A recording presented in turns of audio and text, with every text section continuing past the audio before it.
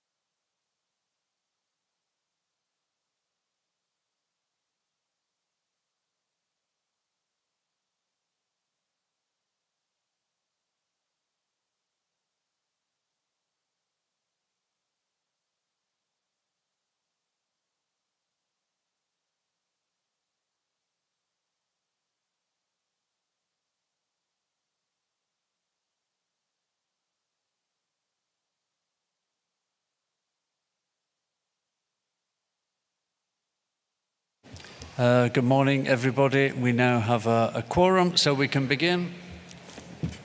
Thank you for turning up on time after a late night, and again, thank you for your attendance and persistence last night. We made quite a lot of progress. So this morning, just a quick report from the Bureau that there's been no change in the number of credentials since yesterday. So I won't go to the chair of the Credentials Committee for a report. We're exactly the same as we were then. My plan this morning, as you've seen, is to work through a series of working documents which essentially should have been done or were in our working program for last Friday morning. So we'll begin with document 11. But before I do that, I would quite like to catch up on a few summary records. So I'm going to begin with COM1 Rec 8, being the summary record of the 8th session of Committee 1, which was held on the 18th of November. So I invite your comments for any corrections or mistakes you may have identified.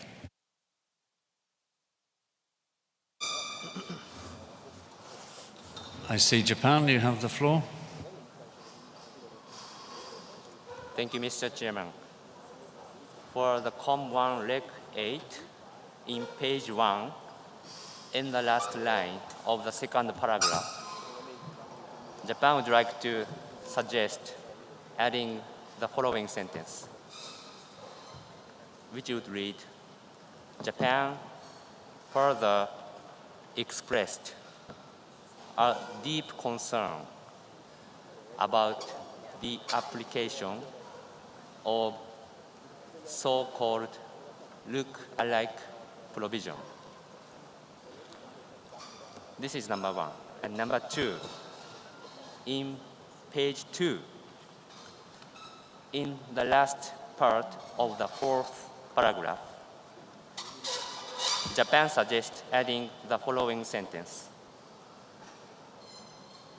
which would read, Japan also asked parties to recall an agreement at COP19 that coastal states be responsible for the conservation and management of sea cucumbers, period. Thank you, Mr. Chairman.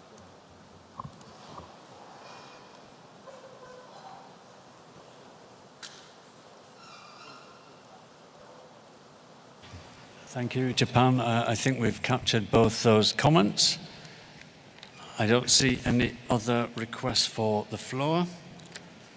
So with those amendments, we take that as being adopted as our record of the 8th session of this committee. So COM1 Rec 8 is adopted with amendments.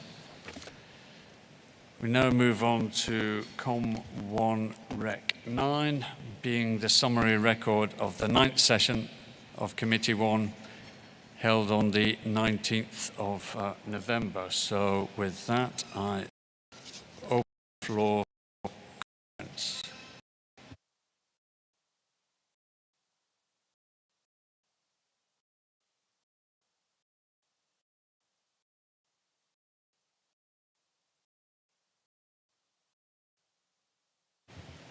I don't see any requests for the floor. So with that, we adopt COM1 Rec 9 as the summary record of our business on the 9th session, which was held on the 18th of November.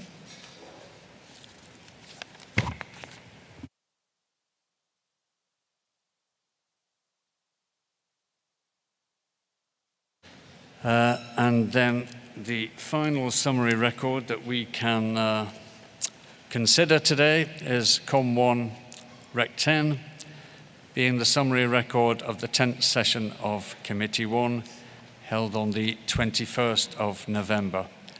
Are there any comments or requests? I do not see any, so again, we can adopt this as being a record of our business on that day. So COM1 Rec 10 is adopted. We will move on to further summary records when they are available and have been online for a sufficient period of time. So I ask you to keep your eyes on the website for new additional documents and consider them carefully. Just one moment, please.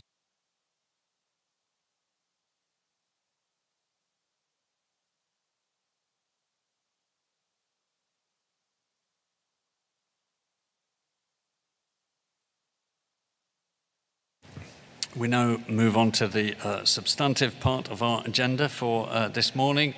We begin with Item 11 on Appendix 1, listed species, a document that has been submitted by the Animals and Plants Committees, and I invite one of the chairs to introduce it. So I give the floor to the chair of the Animals Committee. Thank you, Chair, for giving me the floor. As you mentioned, this document has been submitted by the Plants and Animal Committees on behalf of whom I will introduce it. At COP18, the Conference of the Parties adopted decisions 1828 and 1829 on the Appendix 1 species. They were directed to the Secretariat, the Animals Committee, and the Plants Committee. The decisions directed the Secretariat to conduct a rapid assessment of the conservation status of and legal and illegal trade in species included in Appendix 1. Produce detailed assessments on the conservation status, threats, relevance of trade, ongoing in situ and ex situ conservation strategies or recovery plans, and funding resources available or required for the species concerned and selected. And third, produce a report identifying and prioritizing those Appendix 1 species that could potentially benefit from future action under CITES and submit that report to the Animals and Plants Committee for their consideration. The Animals and Plants Committee were then tasked to review the report results and make recommendations for communication to the range states and the COP as appropriate. The Secretariat commissioned the rapid assessment to WCMC in collaboration with IUCN. An informal advisory group was formed to assist the Secretariat in the implementation of this decision. WCMC produced the first provisional list of 31 Appendix 1 species that were consistently ranked as high, which might be considered for further assessments as per paragraph A, Roman 2 of Decision 1828. At AC 31, PC 25, the joint meeting of the two committees, the Secretariat presented these results and proposed an additional criterion for selection of species that could focus on trade demand for wild specimens, taking into account the impact of captive breeding. The Secretary further indicated that it accepted an offer from the University of Applied Sciences Van Hal-Larenstein in the Netherlands to have several students work on the implementation of Decisions 1828 as part of their final dissertations. The committee noted that it would not be possible to fully implement Decision 1828 and 1829 prior to the CoP19 and agreed to propose the extension of activities and mandates in these decisions beyond CoP19. They further agreed to invite the Secretariat to undertake the following: to continue the collaboration with University of Applied Sciences Van Hal-Larenstein in the Netherlands in carrying out the analysis of a selection of Appendix 1 species, and in consultation with the Plants and Animals committees through their chairs and invited experts to further refine the methodology and its criteria for carrying out an assessment of species listed in Appendix 1 and draft decisions for submission to the 19th meeting of the Conference of the Parties to ensure the further advancement of this work, including the possible development of an ongoing assessment of Appendix 1 listings under the CITES provisions. However, following AC 31, PC 25, the Secretariat informed the chairs of the Animals and Plants Committee that regrettably, as a result of administrative challenges encountered by the students at the University of Applied Sciences Van Hal-Larenstein, which could not be resolved, the working arrangement with the university was no longer viable. As a result, the Secretariat committed to complete the detailed reviews for the 10 species contained in the table of this document at the top of page 4. Following consultations with the range states and the relevant experts, these case studies will be ready for consideration by the Animals and Plants Committees at their first meeting following CoP19. Further refinement of the methodology and its criteria for future detailed assessment of Appendix 1 listed species can only be undertaken when the results of these case studies are reviewed by the Animals and Plants Committees. The Animals and Plants Committees therefore proposed the draft decisions contained in Annex 1 to the present document. The Conference of the Parties is therefore invited to adopt the draft decision presented in Annex 1 of the present document. Thank you, Chair. Thank you, Chair of the Animals Committee, and I open the floor for comments by parties.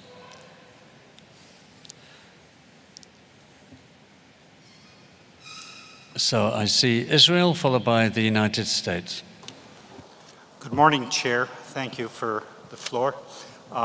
This whole process began a number of years ago because there continues to be a large amounts of trade in Appendix 1 species, and according to the CITES trade database, a lot of it is with code T indicating commercial trade, apparently in contra to the convention. And that's what began this investigation of trade in Appendix 1 species. In our mind, this is a very important exercise that is conducted, and we support, of course, the recommendations to continue the work analyzing this issue. However, the draft decisions directed to the Secretariat seem to have watered down a bit of the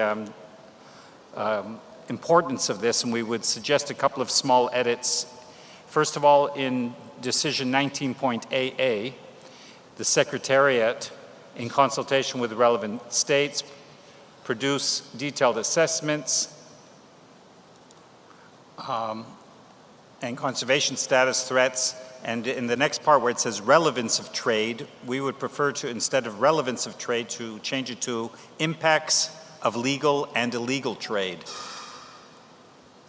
And at the end of this paragraph, the same draft decision, it says at least 10 species, and it loses the point of which species we're talking about. So instead of at least 10 species, or I'm sorry, not instead of, but as well as, add at the end of that, from those listed in the table in paragraph 15 of document CoP19 Doc 11.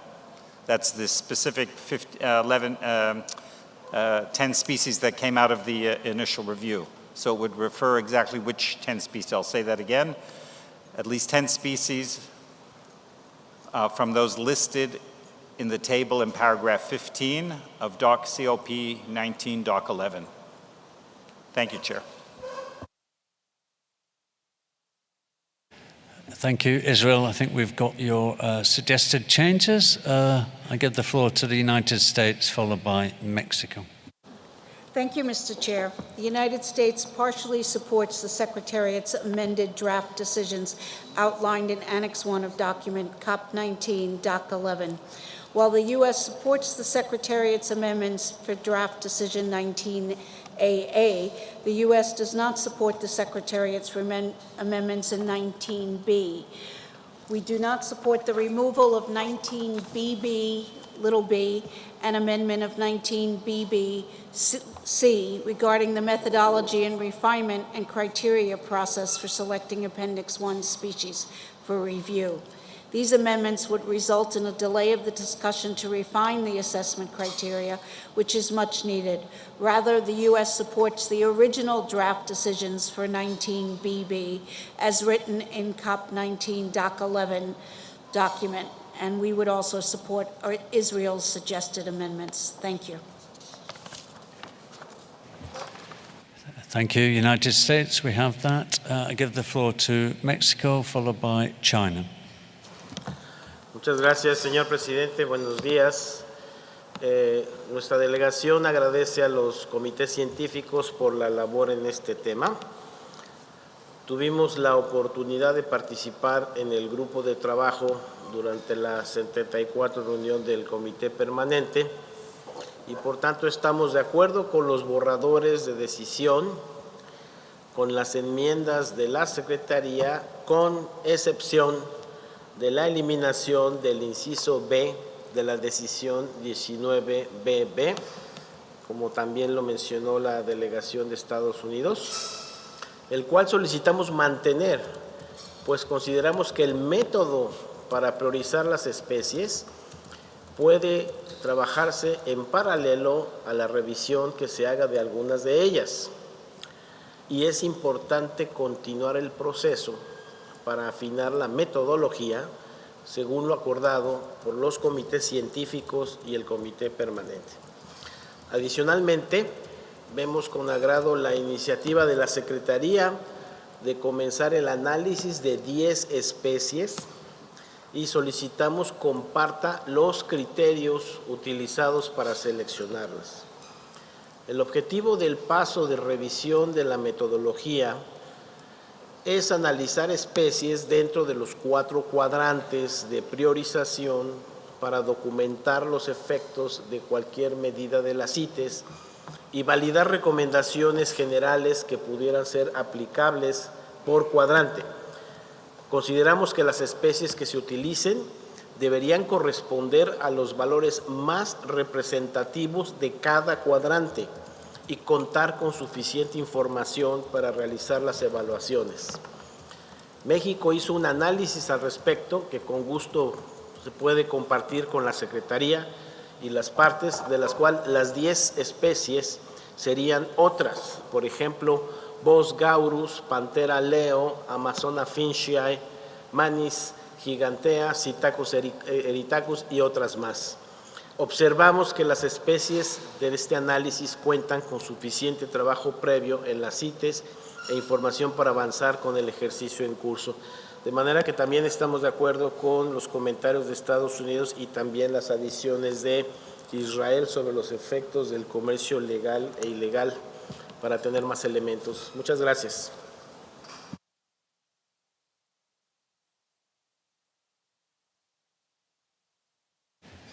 Thank you. Mexico, I give the floor to China, followed by the European Union. Thank you, Chair. China is grateful to the Animals and Plants Committee for their report and the discussions. And we have learned from the document and the Secretary's comments after the AC31, PC25 about the progress of this work. We have seen the list of 10 species proposed by the Secretariat. Well, we do not know exactly what the criteria were used for the selection of this species. We also express our support since the Secretariat has begun its work since AC74. Even after analysis the cases of these 10 species, it is still difficult to truly understand the CITES actions and make sound recommendations. In this regard, China supports the original draft decision submitted by the Animals and Plants Committee in Annex 1 to CoP19 Doc 11 and does not support amendments proposed by the Secretariat. Thank you, Chair.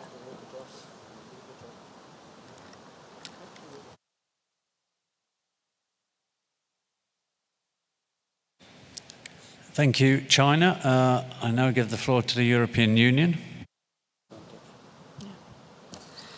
Thank you very much, Mr. Chair. On behalf of the European Union and its member states, we appreciate that the Secretariat provided this review even under a situation when the cooperation with the relevant university could not continue.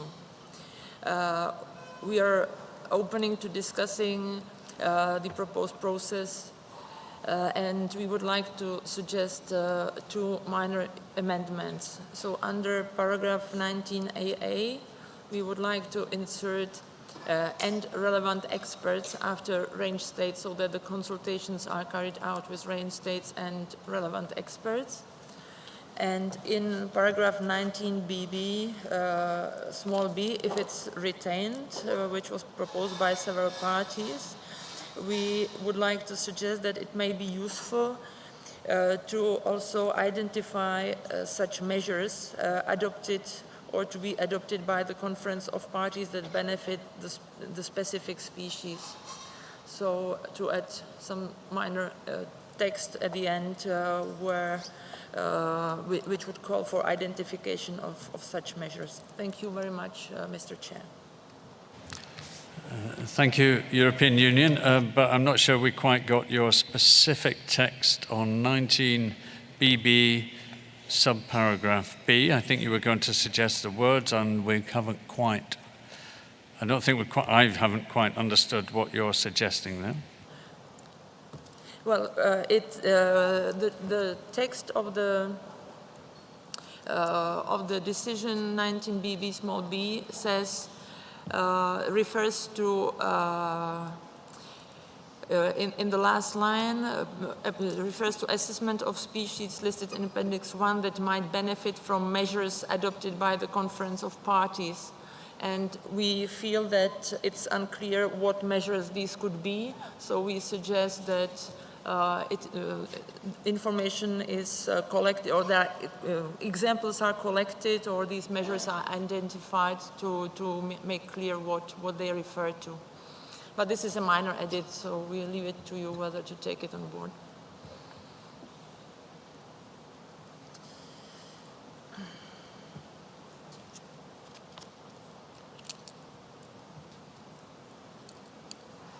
Okay, thank you, European Union, and perhaps this is an issue that the two committees could resolve in their discussions. But I'll give the floor to the Secretariat to comment on some of the earlier suggested changes. Yes, thank you, Chair, and good morning, everyone. The Secretariat would just like to come back in on the suggestion from Israel about the reference to at least 10 Appendix 1 listed species from the table in paragraph 15 of this document. I just wanted to explain that if you were to retain that language, there's no need to say at least 10 because the table has 10. species, but just to explain that for the very reason that Mexico has just pointed out, that there may be additional case studies out there that we could also use. That's why we were saying at least. So the 10 species in this table are the ones that were selected in consultation with these students. They were selected to using this methodology, this quadrant that Mexico had proposed. So we tried to take species from each of the 4 quadrants in the methodology that's explained in, I think it's in SC 74. But it was also a selection across animals and plants, so different taxa and that, and it was also whatever the students were interested in. But this is our baseline, and we do hope that we will be in a position, we have these 10 completed, I should say, so we hope that we may be able to collect some additional cases for the Animals and Plants Committees to review. So our suggestion is to retain the language that was there already, which was to say at least 10 species, recognizing that our intention is to seek additional cases above and beyond the 10 that are identified in that table. That's all I want to say. Thank you. Israel, you have the floor to respond if you wish. Yes, thank you, Secretary, for that clarification. We're glad to hear that these have basically been done and that there is intention to do others. So we could simply add the word "the" required for at least the 10 Appendix 1 listed species, and that would include the fact that we're dealing with the 10 listed in. So we would retain my correction for it would be required for at least the 10 Appendix 1 listed species in paragraph 15, comma, and others. Thank you.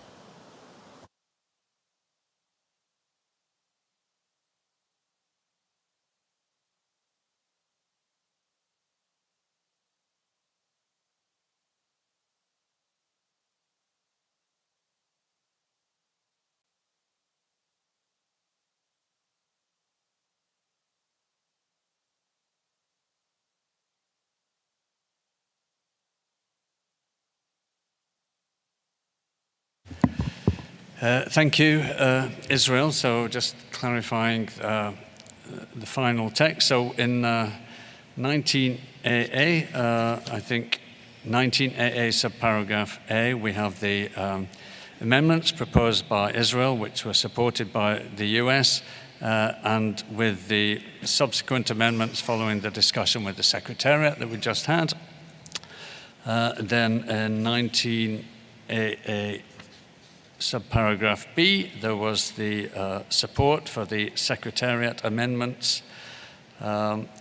Continuing into 19BB, there was no support for the suggested deletion by the Secretariat of subparagraph B or of the other amendments, if I heard correctly. So with that, I think we can conclude this document with the suggested amendments and propose this draft decisions as a recommendation from this committee to the plenary. In doing so, I think we have to delete 2 decisions which are in effect now being superseded by these decisions. So that is 18.28 and 18.29.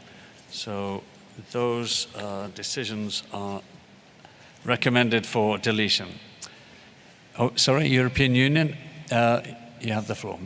I'm sorry, Chair, I did not hear any opposition to our first suggestion in para 19AA small a to add after in consultation with relevant range states, also the reference to the relevant experts. So I hope you can take this on board. Thank you.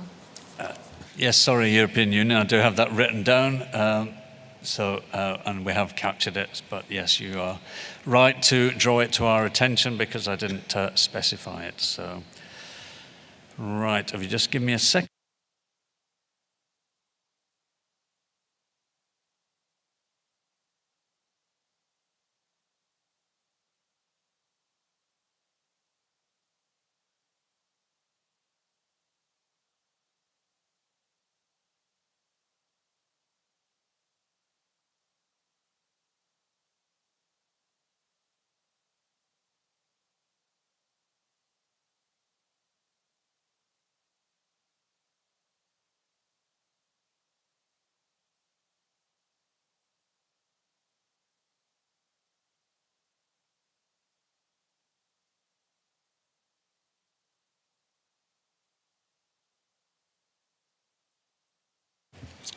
Thank you, colleagues. So we now move on to the next document on our agenda, which is document 43.1 on non-detriment findings, and we have a report of the Animals and Plants Committee. And I invite one of the chairs, the chair of the Animals Committee, to introduce that for us. So you have the floor. Thank you, Chair. At CoP18, parties adopted decisions 18132 to 18134 on non-determinant findings. They were directed to the Secretariat, the Animals and Plants Committees, as well as to the parties.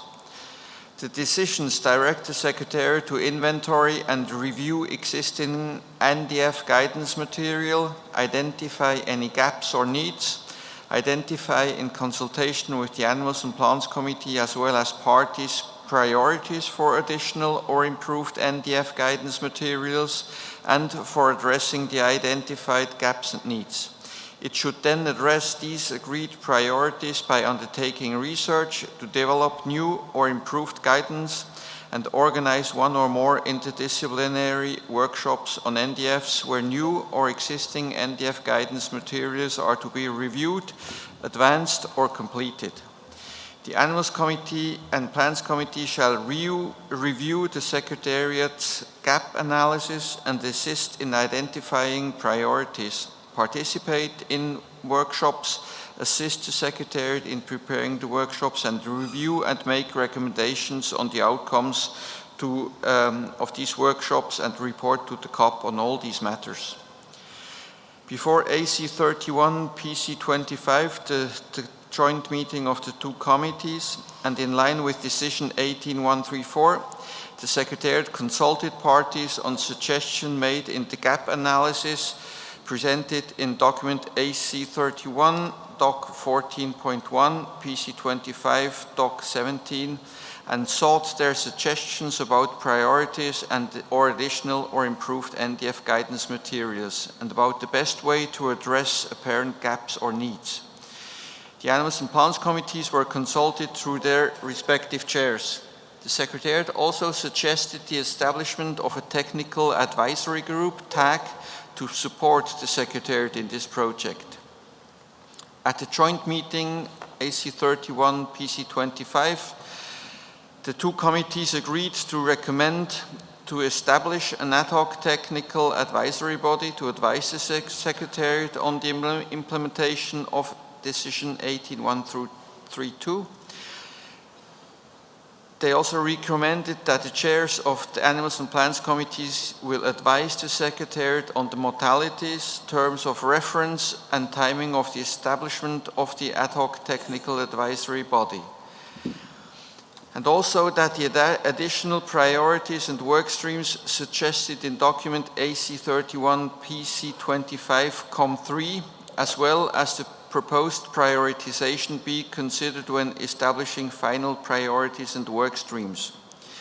And finally, to submit draft decision on non-determinant finding guidance to CoP19. These draft decisions are available in Annex 1 to the present document. During the ACPC meetings, Germany generously announced that it will make substantial funding available to enable to work under these decisions. Additional funding was provided by the European Union and Switzerland. The TAG convened on 14th January 2022 for its inaugural session online to formulate advice on the contents and methods of work streams to address gaps and weaknesses in NDF guidance materials. The agreed methods and content of work streams are contained in Annex 3 and 4 to the present document. The TAG also gave advice on the criteria for selecting workstream expert groups to address each of the defined work streams. So in conclusion, the Conference of the Parties is invited to note the progress in developing new or updated NDF guidance, including the establishment of the Technical Advisory Group TAG for this exercise, and adopt draft decision 19AA to 19CC contained in Annex 1 to the present document. Thank you, Chair. Thank you, Chair of the Animals Committee, and I open the floor for comments by parties.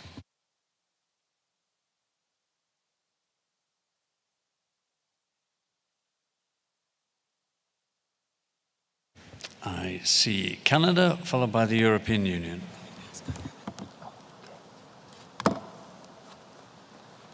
Thank you, Chair. Canada would like to thank the Secretariat for the work they did during the intersessional period to prepare the inventory and gap analysis, and to thank the Animals and Plants Committees for the subsequent work they did, including to establish the Technical Advisory Group, or TAG.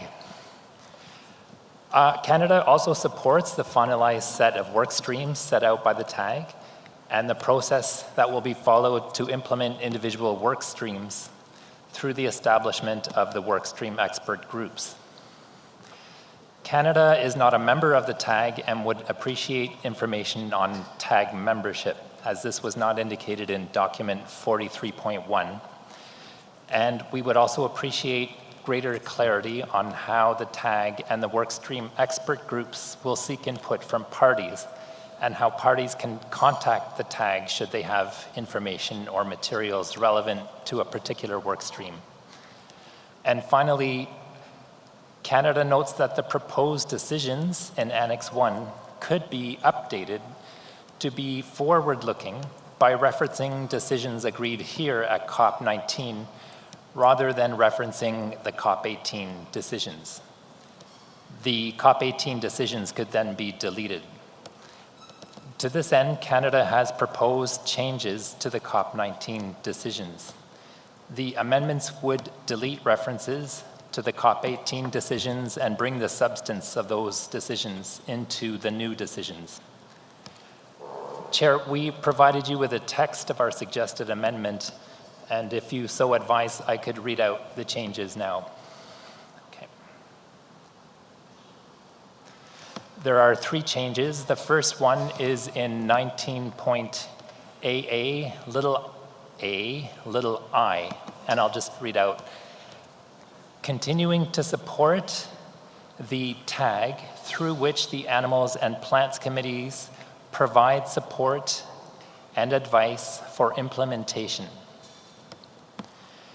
The next change, also in 19AA, little Roman numeral 3, would read, undertaking targeted research in support of the development of new or updated NDF guidance materials in close collaboration with the TAG, relevant experts, parties, and organizations to address the agreed work streams building on the inventory and gap analysis of existing guidance prepared by the Secretariat.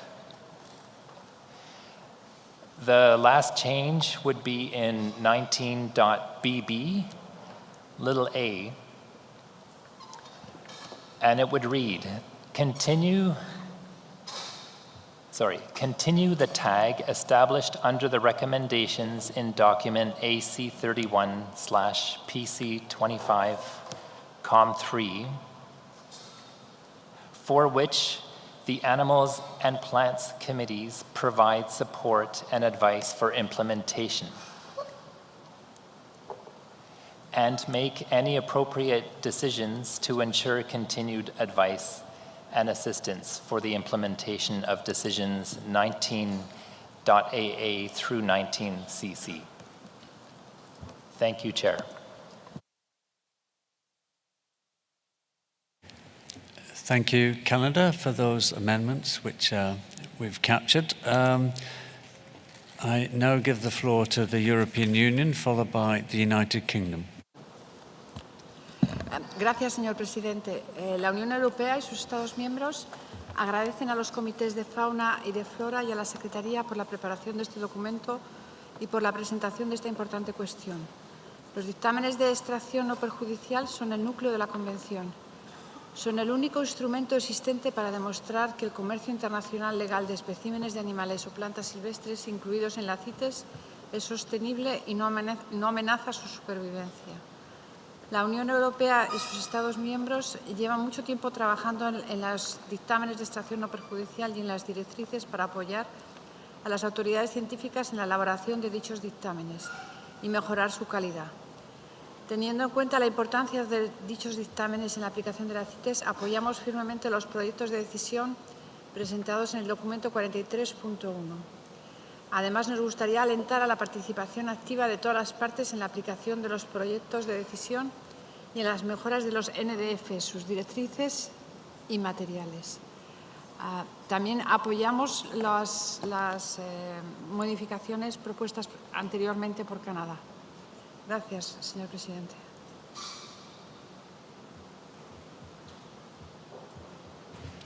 Thank you, European Union. And I'll give the floor to the United Kingdom, followed by Mexico. Thank you, Chair. The United Kingdom supports the draft decisions in Annex 1 and supports the amendments provided by Canada. UK CITES scientific authorities have extensive experience in conducting non-detriment findings and support the collaboration and cooperation in better making consistent, robust and adaptive NDFs and work streams that result in guidance that helps to enable this. In this regard, the UK will shortly be presenting document 43.2 as well. Thank you. Thank you, United Kingdom. I give the floor to Mexico, followed by China. Muchas gracias, señor presidente. México también apoya los proyectos de decisión 19AA a 19CC del anexo 1 del documento para la organización del segundo taller sobre dictámenes de extracción no perjudicial. Consideramos que son líneas de trabajo prioritarias para implementar las decisiones 1832 a 1834 en el seguimiento al primer taller celebrado en 2008 en México. También apoyamos las sugerencias de enmienda que hizo Canadá y adicionalmente invitamos a las partes a revisar el documento informativo 92, donde con gusto presentamos la publicación Guía Informativa para la elaboración de estudios técnicos de aprovechamiento sustentable de candelilla en el marco de las disposiciones de las CITES. Esta guía, desarrollada por la Autoridad Científica CITES de México, en conjunto con otras dependencias, expertos, técnicos y representantes de comunidades, constituye una herramienta de apoyo para orientar a los usuarios y técnicos forestales en aspectos de manejo y aprovechamiento sustentable de candelilla y a las autoridades, comercializadores y otros actores de la cadena productiva para apoyar la toma de decisiones e implementación nacional de las CITES. La guía establece información para analizar la sustentabilidad y aprovechamiento en los predios de origen, que a su vez representa la base para la emisión de estos dictámenes de extracción no perjudicial en cumplimiento de las decisiones 1834 sobre NDFs y la 1839 sobre fomento de capacidad. Esta guía está disponible para su descarga gratuita en español en el sitio web de la Autoridad Científica y en el documento informativo 92. Gracias, señor presidente. Estos son ejemplos concretos de hacia dónde queremos avanzar en este ejercicio.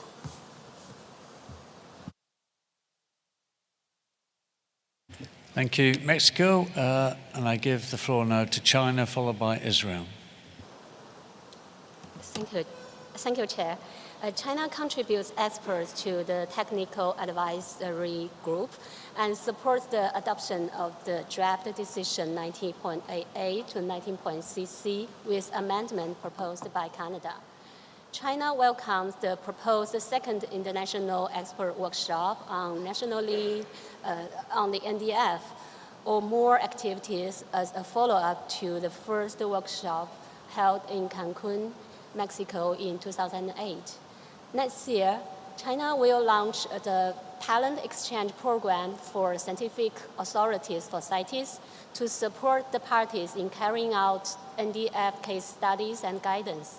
We sincerely hope to provide more support to parties in this regard. Thank you, Chair. Thank you, China, and I give the floor to Israel. Thank you, Chair. We too support the amendments as proposed by Canada, and we would also propose a small amendments to Annex 2, which discusses or lists the membership of the TAG. In Annex 2, under Little Roman numeral 4, we would like to make a slight change to that. After the word 10 additional parties that are members or alternate members of the Standing Committee, during the intercessional period between COP19 and COP20, as this will take us forward. Again, it would be members or alternate members of the Standing Committee during the intercessional cycle between COP19 and COP20 as a way to update the TAG. We too are looking forward to the second NDF workshop. We took part in the first one almost 15 years ago in Cancun, Mexico, and it's certainly high time for a second one. Thank you. Thank you, Israel, and I give the floor now to the Congo. Merci beaucoup, Monsieur le Président. La République du Congo apprécie grandement ce travail du Comité pour les plantes et du Comité pour les animaux, ainsi que le groupe de travail, le groupe consultatif technique, sur la question importante de la fourniture de conseils aux parties sur l'élaboration et la délivrance des avis de commerce non préjudiciables. Nous soutenons les recommandations de ce document, y compris tous les projets de décision. Je vous remercie, Monsieur le Président. Thank you, the Congo. I give the floor now to Cameroon, followed by Mali. Merci, Monsieur le Président. Le Cameroun a pris connaissance de ce document et reconnaît son importance au regard de l'expérience que nous avions sur l'élaboration des avis non préjudiciables et au regard de la complexité de ce sujet et des difficultés que les uns et les autres éprouvent à l'élaboration de ce document, des avis de commerce non préjudiciables. Nous rendons utile ce qui a été fait et nous appuyons le travail. Et nous pensons que cela va continuer pour que les pays et puis qu'ils puissent avoir de l'harmonisation dans l'élaboration et la formalisation des avis de commerce non préjudiciables. Je vous remercie.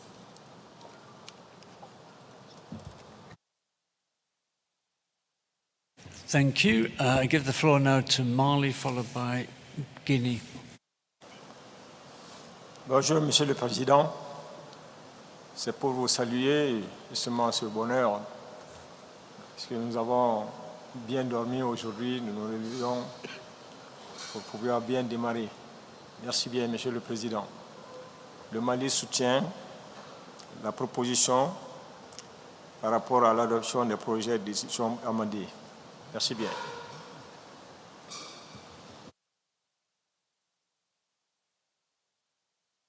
Thank you, Mali. I give the floor now to Guinea. Merci, Monsieur le Président. La Guinée félicite le Comité pour les plantes et le Comité pour les animaux et soutient également le document.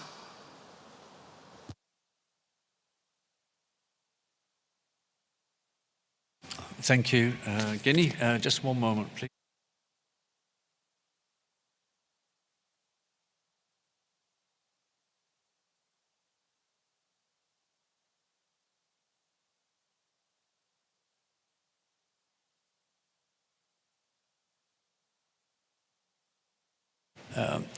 I'll see if there's any observers who might want to take the floor briefly.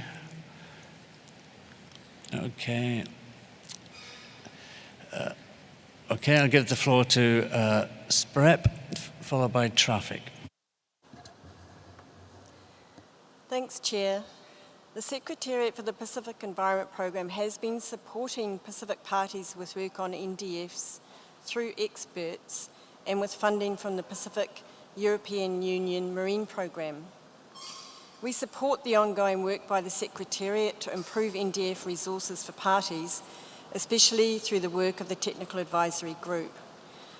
We also support consideration of the use of traditional knowledge in the development of NDFs by the TAG in one of its work streams, and suggest this could also be a theme in the proposed International Expert Workshop on Non-Detriment Findings. Thanks, Chair. Thank you, Sprep. I give the floor now to Traffic. Thank you, Chair. Traffic welcomes the thorough review undertaken by the Secretariat of existing NDF guidance and tools, including the 9-step guidance for plants and guidance for sharks that Traffic has developed with Japanese BFN. At this COP, we have heard from many parties requesting capacity building for NDFs for species such as timber species, sharks, and sea cucumbers, and requesting delayed implementation periods to accommodate such work to occur. Following the listing of 3 species of sea cucumber at CoP18 with a delayed implementation period, Traffic assisted a number of parties in the Oceania region with developing NDFs, as we heard from Papua New Guinea during the discussion of Proposal 42. This assistance was made possible with EU funding through SPREP. It is critical to support parties with NDF development, and guidance will need to be adapted for different taxa and levels of data availability. We hope that the life forms in new taxa listings adopted at this meeting are also considered in the work stream of the NDF project to ensure that these listings are effective. Traffic supports the proposed draft decisions, which plot the way forward for the Technical Advisory Group that will progress this fundamental work and directs the Secretariat to organize a second International Expert Workshop on Non-Detriment Findings. Traffic is pleased to be member of the TAG and stands ready to continue to support parties with development of capacity building on NDFs. Thank you, Chair. Thank you, Traffic. I give the floor to, is that Blue Resources Trust? And I will close the list for observers then. You have the floor. Thank you, Chair. This intervention is on behalf of Blue Resources Trust and WCS. To keep this brief, we take this opportunity to highlight the release of the new electronic NDF software developed with the support of the government of Germany to support the development of shark and ray NDFs. The software is free and open to all parties. We encourage parties to contact our delegation or send us an email to get access. Thank you, Chair.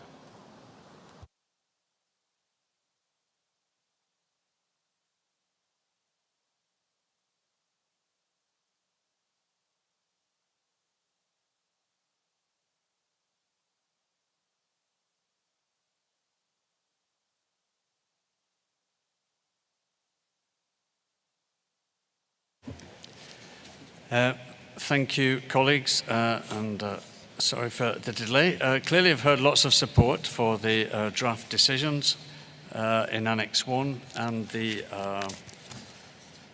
amendments proposed by Canada.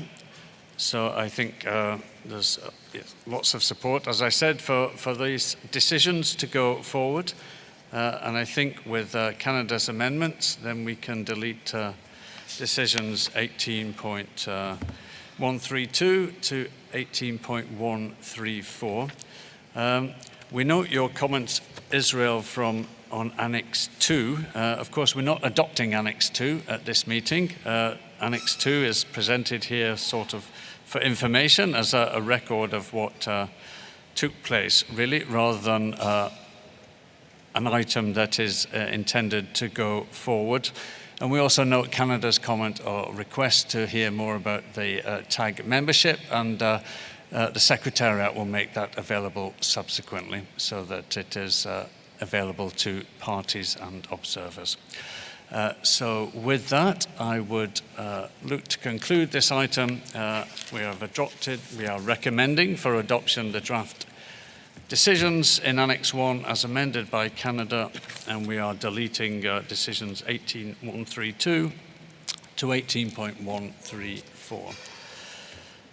We can now move on to document 43.2, which is about non-detriment findings, making non-detriment findings for specimens of Appendix 2 species taken in the marine environment not under the jurisdiction of any state. The proponent is the United Kingdom, so I offer the floor to the UK to introduce this document. Thank you, Chair. The UK is pleased to put forward this document, which seeks to address the challenges faced by parties when preparing non-detriment findings for aquatic species taken in areas beyond national jurisdiction. Many commercially exploited aquatic organisms, such as sharks, are taken in fisheries on the high seas. There are a range of measures in place by regional fisheries management organisations that apply to CITES Appendix 2 listed species. However, there are also many gaps in species-specific and geographical coverage of these measures. The UK notes Resolution 14.6 on introduction from the sea, which recommends that in the case of an export of Appendix 2 specimens, the scientific authority of the state of export, in making its NDF, consult with other national scientific authorities or, when appropriate, international scientific authorities. The Convention, however, provides no guidance on how the consultation with international scientific authorities might take place, nor how total numbers of specimens to be introduced should be determined. While some guidance has been developed by parties with respect to the making of NDFs for shark species, the UK remains concerned about the practicalities around making non-detriment findings for species taken in the high seas by vessels from multiple parties. It's difficult for any scientific authority to make an NDF for CITES-listed species taken on the high seas without having access to relevant information such as stock status and levels of take from illegal, unregulated and unreported fishing and bycatch. To support the development of solutions to these problems, the UK proposes that a technical workshop is convened. We're pleased to provide a financial contribution for the running and delivery of this workshop. At workshops hosted by the German government in 2021 and 2022, participants identified strengths and weaknesses in the current relationship between fisheries and conservation in respect of shark management, while also noting areas of progress where synergies could be improved. The UK welcomes this initiative from Germany to bring together CITES and RFMO officials to coordinate efforts to deliver common objectives for the protection and sustainable management of CITES-listed sharks and rays. These findings, alongside the final workshop planned by Germany, can serve as the basis for the more focused workshop proposed by the UK, bringing relevant stakeholders from fisheries together and taking a closer look into the specific technical issues we've raised. The UK recommends that findings from this workshop are submitted to the Animals Committee and subsequently relayed to the Standing Committee and the 20th Conference of the Parties for consideration. We consider this workshop complementary to the decisions in Document 65 on sharks and rays and the initiative led by the German government. We remain firmly committed to improving implementation and have been pleased to support work which ensures listings are effective and enforceable. This work has been done in collaboration with international partners, working with Indonesian colleagues and experts to develop identification guides for all listed shark and ray species. With the likely significant increase in the number of aquatic listings adopted at this COP, effective implementation is more important than ever. We therefore hope the work and technical workshop proposed in this document provides clarity and support for improved coordination between parties and relevant organisations in making NDFs. Finally, we thank the Secretariat for their suggestions on the proposal and are happy to accept their suggested amendments as outlined within the document. We would therefore welcome parties to adopt these decisions which seek to improve coordination of multi-party NDFs for straddling stocks caught in the high seas. Thank you, Chair. Thank you, United Kingdom, for your introduction, and I note that you are happy with the proposed Secretariat amendments to your suggested draft decisions. So with that, I will open the floor for any comments by parties.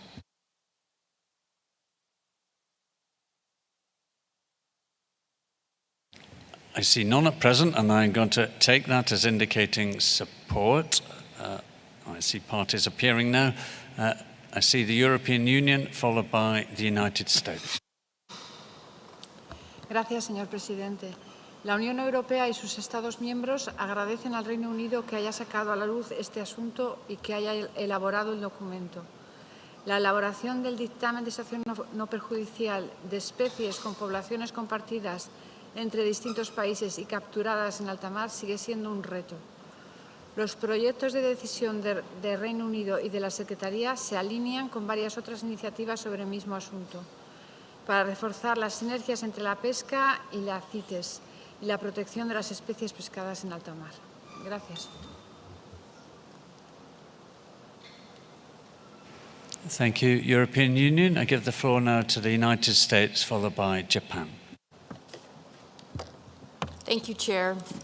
The United States shares the view that building capacity to make robust NDFs for marine species based on the best available science is key to improving the efforts parties are already making towards the implementation of Appendix 2 listings and ensuring that such actions lead to both biologically sustainable and legal trade. We are concerned, however, about convening a separate technical workshop to consider non-detriment findings for the introduction from the sea of CITES Appendix 2 species taken by multiple parties in waters beyond national jurisdiction at this time. As the Secretariat notes in its comments on the document, the NDF workshop being planned for 2023 already includes a work stream on NDFs for marine or aquatic species, including regional implications for shared species, introduction from the sea, and NDFs for marine or aquatic invertebrates. We agree that the work stream and the outcomes from that workshop will cover a subset of the work proposed in Draft Decision 19AA, and we also take note of the German workshops that the UK referenced in its introduction. We are cognizant of parties and the Secretariat's limited resources and are concerned about the number of workshops being planned. However, we could accept the Secretariat's edits to this document. Thank you. Thank you, United States. I give the floor to Japan, followed by New Zealand. Thank you, Chair. Japan believes that scientific authority of each party should basically be responsible for the issuing the NDFs in accordance with the NDF guideline in Resolution 16.7. Japan thinks that it is impractical for RFMOs and other international fisheries organizations to provide the timely advice on the issuance of the NDF for the commercially exploited aquatic species such as sharks and rays from the introduction from the sea. This would impose an excessive administrative burden on RFMOs and others. Therefore, scientific authority of each party should basically be responsible for the issuing the NDF with available best scientific information and data. In Japan, when considering the issuance of NDF for the CITES Appendix 2 listed the species introduced from the sea, we smoothly use a stock assessment of Japanese Fisheries Institution, stock assessment by the scientific committee of the RFMOs, and information and data on the domestic catch quota and catches, etc. In addition, cooperation of the researcher have been obtained in our stock assessment of aquatic species such as the shark and ray. And NDF have been issued for the species introduced from the high sea without any problem. Japan believes that FAO, RFMOs, and the coastal state should conserve and manage shark and ray resources from the perspective of the sustainable use based on the scientific evidence. The fact that the imposing double regulation by the unnecessarily listing the many sharks and rays in CITES appendices without any scientific basis, thereby impeding the appropriate production, distribution, and trade of the shark and ray and other aquatic species should be improved.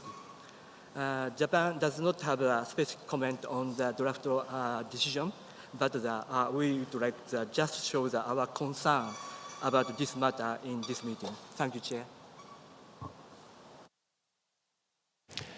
Thank you, Japan, and your concerns are noted. I give the floor now to New Zealand, followed by the Congo. Thank you, Chair. We agree with the United States that there is need to make sure that there's not overlap between this sort of workshop and the NDF workshop. And as long as they dovetail nicely together, then New Zealand would certainly support holding a technical workshop as proposed by the United Kingdom. And we would suggest the inclusion of Oceania parties dealing with this particular issue, especially perhaps including those parties that have their flagged vessels operating in the high seas. That presents some different issues than where parties' own vessels are operating in the high seas.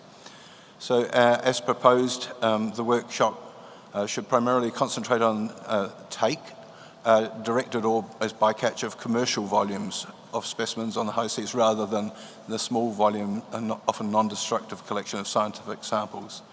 Thank you.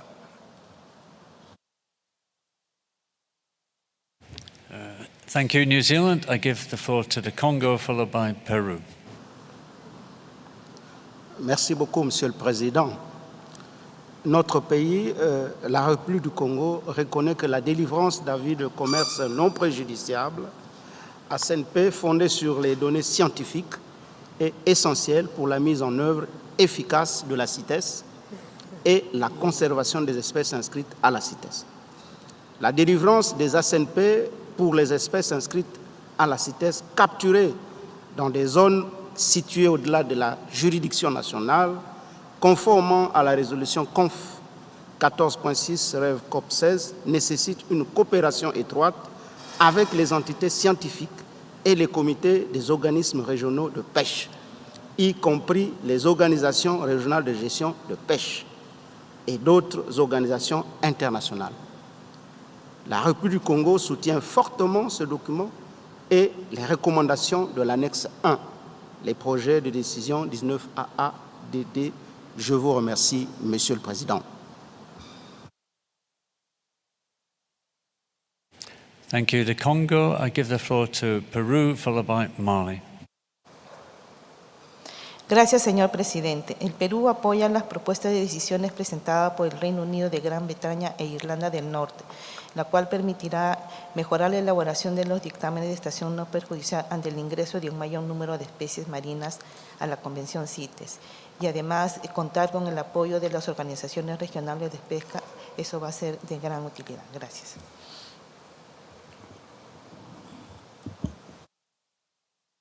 Thank you, Peru. I give the floor now to Mali, and that concludes the list of parties.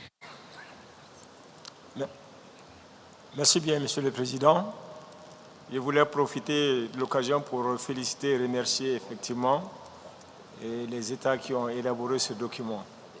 Et du coup, Monsieur le Président, sans commentaire, mon pays soutient justement la proposition avec amendement, bien sûr.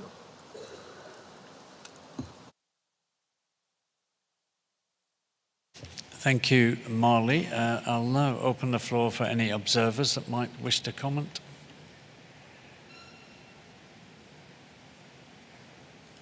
So I'll give the floor to IUCN, followed by SPREP. Thank you, Chair. This intervention is given on behalf of IUCN, Traffic and ZSL. We believe that the coordination of parties exploiting and trading migratory aquatic species is essential to ensure that these activities are legal, sustainable and traceable. Species that migrate between countries' marine and inland waters, exclusive economic zones and into areas beyond national jurisdiction are inherently vulnerable to overexploitation and have been evidenced to have poorer reporting and less effective management. This was highlighted for certain shark species in Traffic's missing shark reports and also in the CoP19 Doc 49 on introduction from the sea. As such, we urge parties to improve regional coordination when carrying out NDFs and for other management actions for populations and straddling stocks of migratory species in international trade. All three organisations would be happy to join any relevant workshops to provide expertise. Thank you, Chair. Thank you, IUCN. I give the floor now to SPREP. Thanks, Chair. SPREP strongly supports this proposal by the UK to convene a technical workshop to consider how non-detriment findings might best be achieved for the high seas or areas beyond national jurisdiction. RFMOs are already undertaking stock assessments for regional stocks of sharks such as mako, and it makes sense to discuss with RFMOs how this information can contribute to effective NDFs for these migratory species. Thanks, Chair.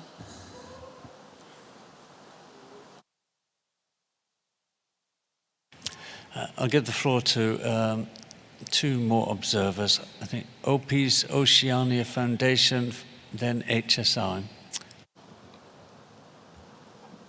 Thank you, Chair. I speak on behalf of Opus Oceani Foundation.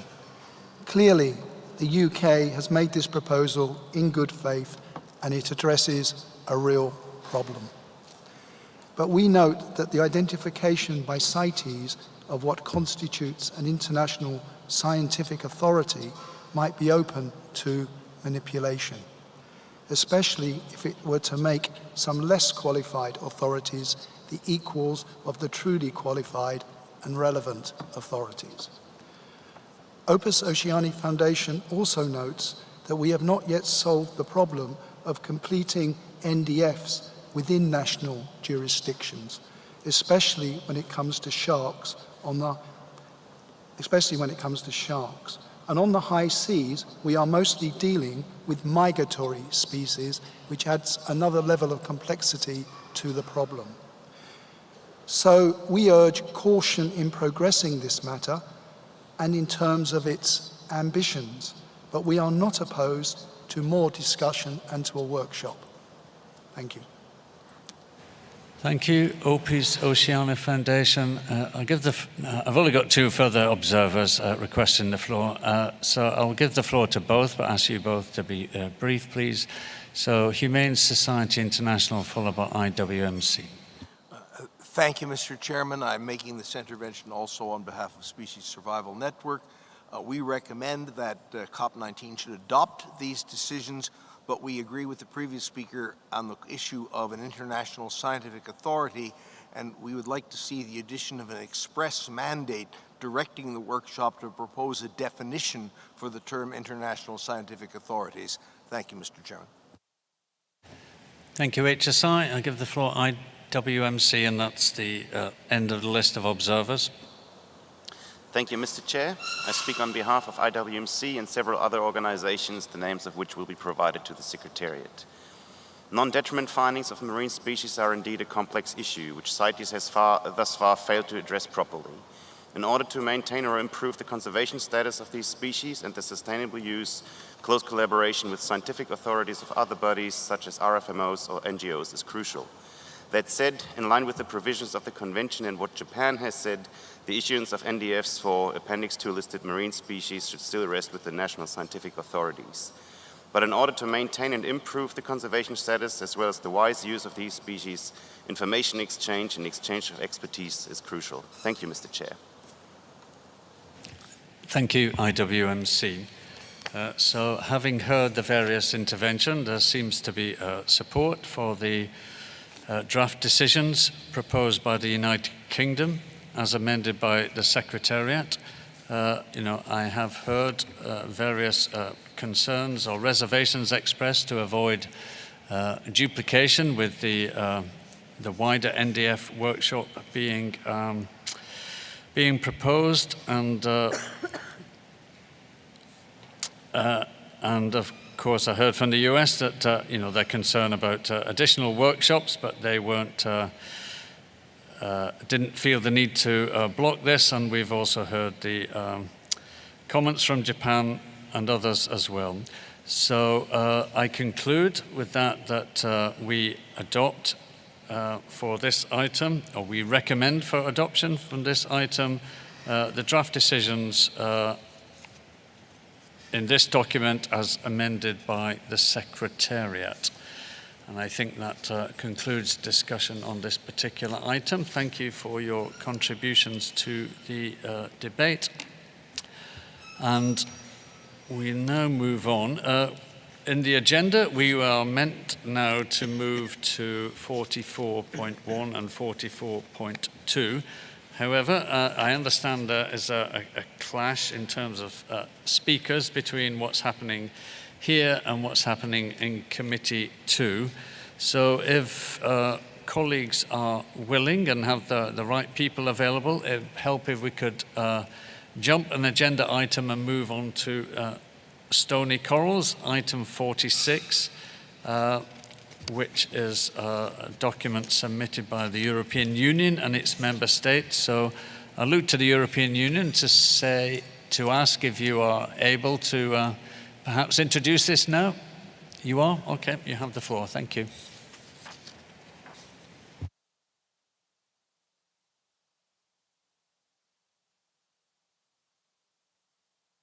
Un momento.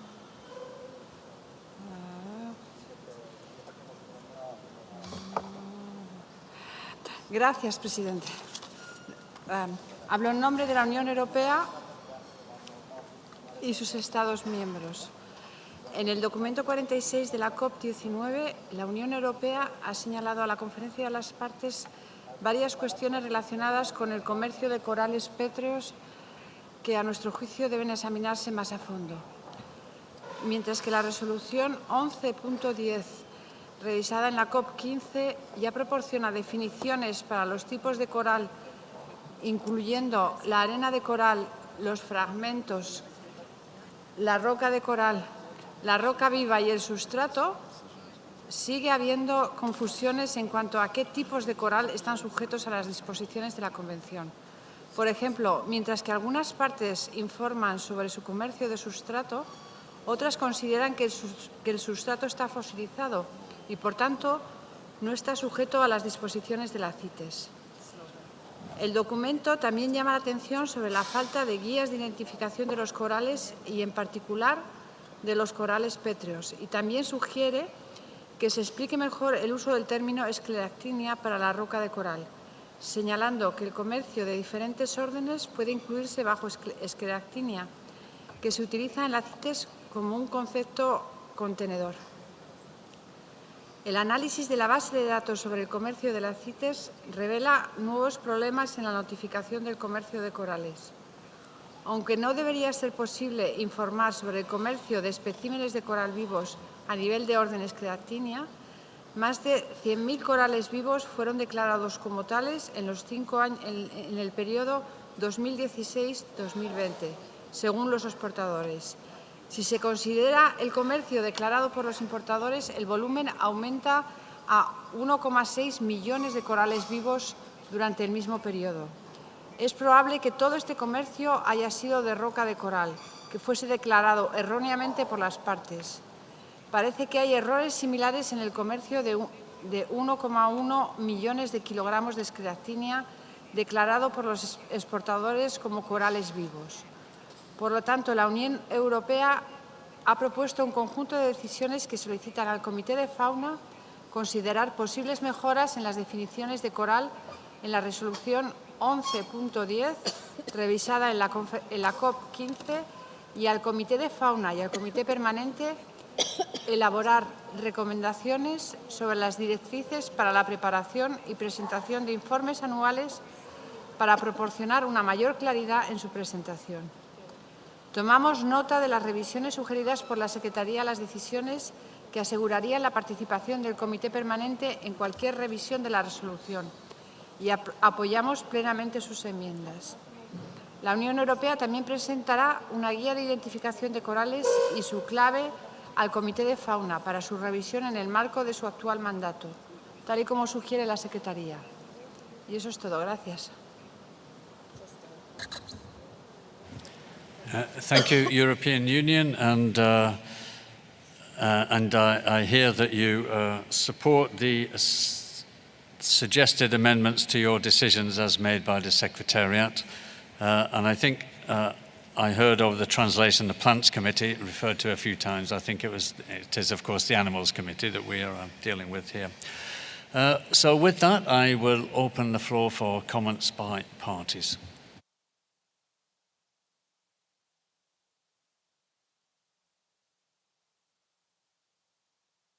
So I see the Maldives followed by the United Kingdom.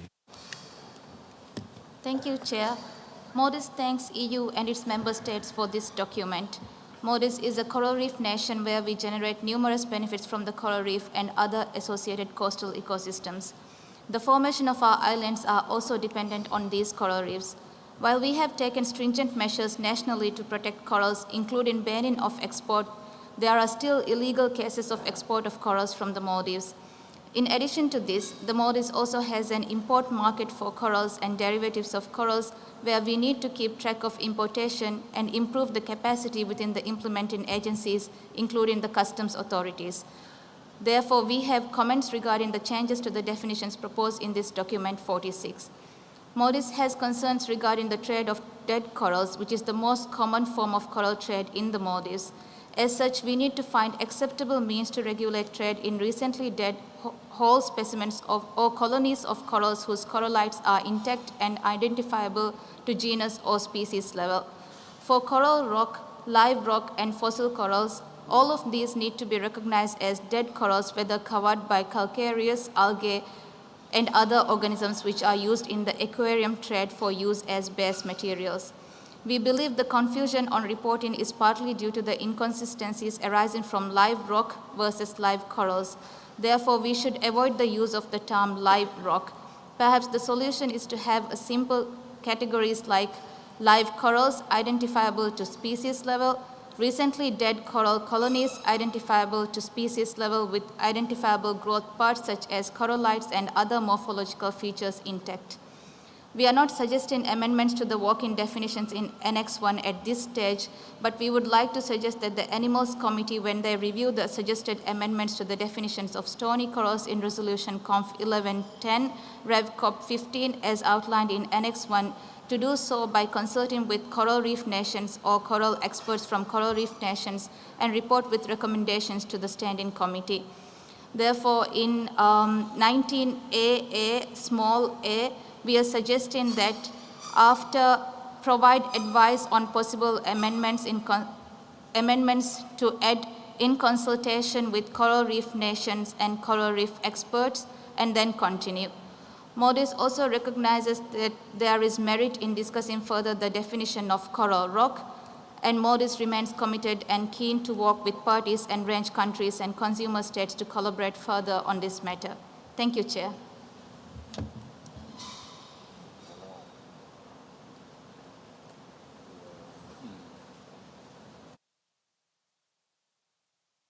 So can we just, to make sure we've got your suggested insertion and captured correctly, can you just repeat it one more time and indicate exactly where you wish it to be inserted, noting that the European Union have accepted the Secretariat amendment, so maybe that's the part of the document to be working from at the moment. But if you could just repeat your suggested insertions, that would be helpful. Thank you. Yes, thank you, Chair. Yes, our amendments are also to the suggestions by the Secretariat.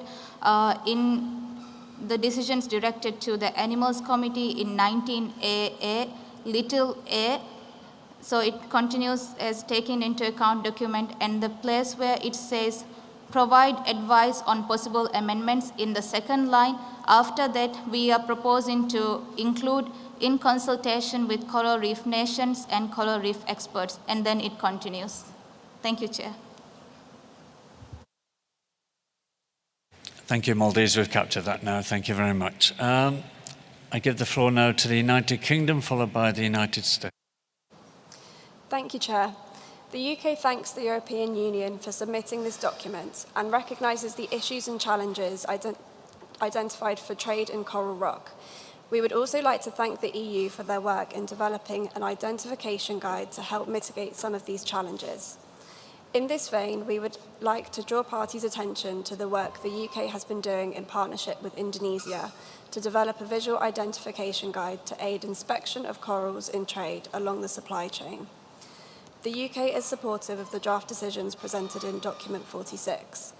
We especially welcome advice to be provided by the Animals Committee on the proposed amendments to Resolution Conf 11.10 Rev CoP 15.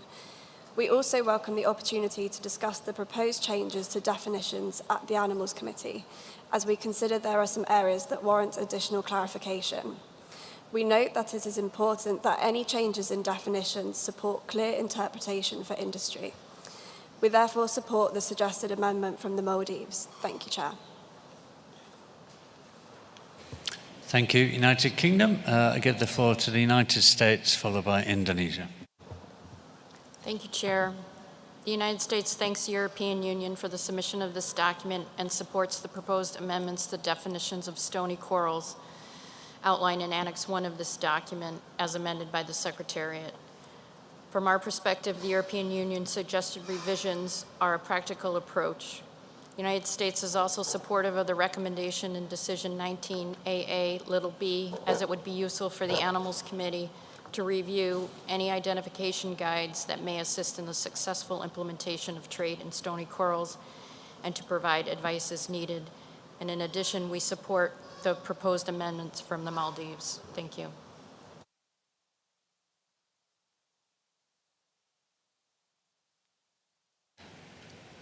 Thank you, United States. I go now to Indonesia. Thank you, Chair. Indonesia would like to thank the EU and its member states for submitting the document. Indonesia agrees with the draft decision addressed to Standing Committee and Animals Committee regarding the definition of live corals. To avoid ambiguity, a more precise size range should be made for the term live rock and substrate in the draft resolution in Annex 1 of document CoP19 Doc 46. Indonesia suggests changing the term substrate to the piece of coral rock less than 1 kilogram each. Thank you.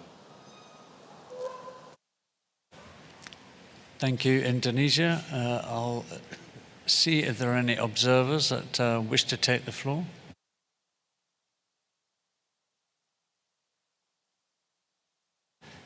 I'll give the floor to UNEP WCMC, followed by OFI. Thank you, Chair. UNEP WCMC supports Document 46 and the decisions as amended by the Secretariat. Analysing trade patterns for coral rock is particularly difficult on account of the reporting issues outlined in the document, and further clarity on the terms in trade is needed within the guidelines for the preparation and submission of annual reports. In analysing trade in corals for processes such as the review of significant trade, we use conversion factors to convert trade reported in pieces to kilograms or vice versa in order to get an overall picture of trade in live corals or coral rock that were reported by parties under different terms of measure. These conversion factors were developed back in 1999 and could also be worthy of some further review by the Animals Committee at the same time as considering the other issues on coral rock as outlined in Document 46. We would therefore recommend adding an addition to Decision 19AA directed to the Animals Committee, which I've slightly amended in line with the interventions from the Maldives. So it would read 19AA c, in consultation with coral reef nations and coral reef experts, provide advice on the conversion factors used to analyse trade in corals for the CITES review of significant trade process and report to the 20th meeting of the Conference of the Parties. So any suggested changes to the methodology could then be taken on board for the review of significant trade selection process following COP20. Let me know if you'd like me to read that again, Chair. Yes, please. So the decision would be 19AA c, in consultation with coral reef nations and coral reef experts, provide advice on the conversion factors used to analyse trade in corals for the CITES review of significant trade process and report to the 20th meeting of the Conference of the Parties. Thank you, Chair.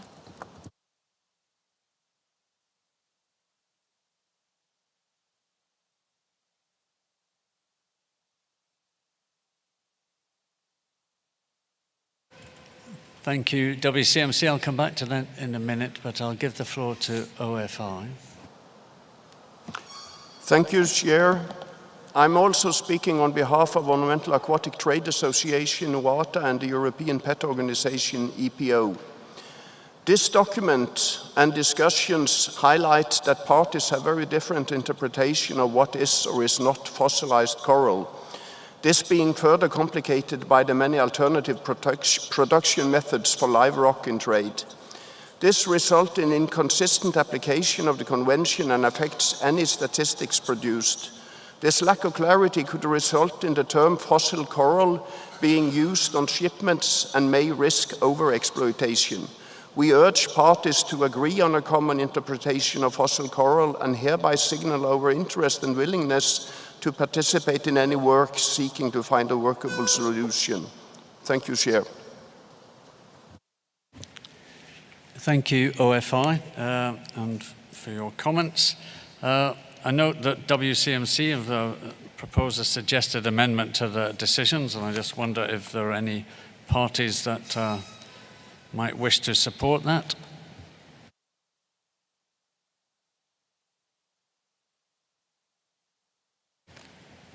Okay, I now see three parties, so I saw New Zealand first.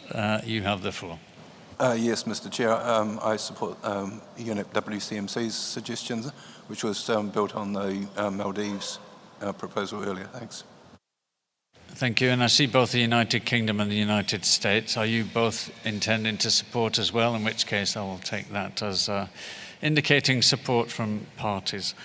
So with that, and beginning with the draft decisions proposed by the European Union as amended by the Secretariat and then subsequently by the Maldives, with the addition from UNEP WCMC as supported by a number of parties, I think we can move to recommend the adoption of these draft decisions.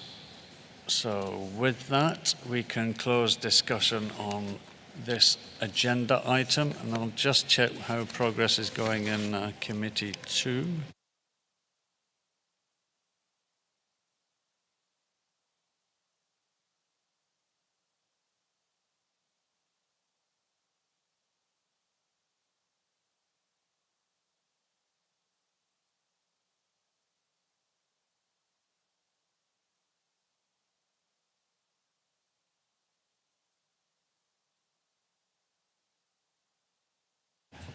Right, so I think Committee 2 discussions are resolved, and we can now go back to document 44.1, which is a review of Resolution Conference 1119 on the Identification Manual. This document is submitted by the Standing Committee, and I understand that Canada are going to introduce that. Is that correct? Oh no, Switzerland, you're asking for the floor. Thank you. Sorry. Thank you, Chair. I present this document on behalf of the Standing Committee as Animals Committee Chair. At the 18th meeting of the Conference of the Parties, decisions 18135 to 18139 on identification materials were adopted. At its 74th meeting in the Standing Committee, considered document SC74, Docs 46 on identification materials prepared by the Secretariat in consultation with the Animals and Plants Committees. The Standing Committee agreed to submit to the 19th meeting of the Conference of the Parties the draft resolution on materials for the identification of specimens of CITES-listed species contained in Annex 1 to the present document. The draft resolution will replace Resolution Conf 11.19 Ref COP 16 on Identification Manual and was developed based on the review of Resolution Conf 11.19 Ref COP 16 carried out by the Joint Working Group on Identification Materials established by the Animals and Plants Committees, working in collaboration with the Secretariat. The Standing Committee further agreed to submit 2 alternative sets of draft decisions for the consideration of the Conference of the Parties for the continuation of work on ID materials. The first set of draft decisions would be proposed for adoption should the COP agree to adopt the new resolution. The second would be proposed in the case where the COP decided not to adopt the new proposed resolution. The draft decisions are set out in Annex 2 and 3 to the present document. In paragraph 6, a range of other activities conducted by the Secretariat in relation to identification materials are listed.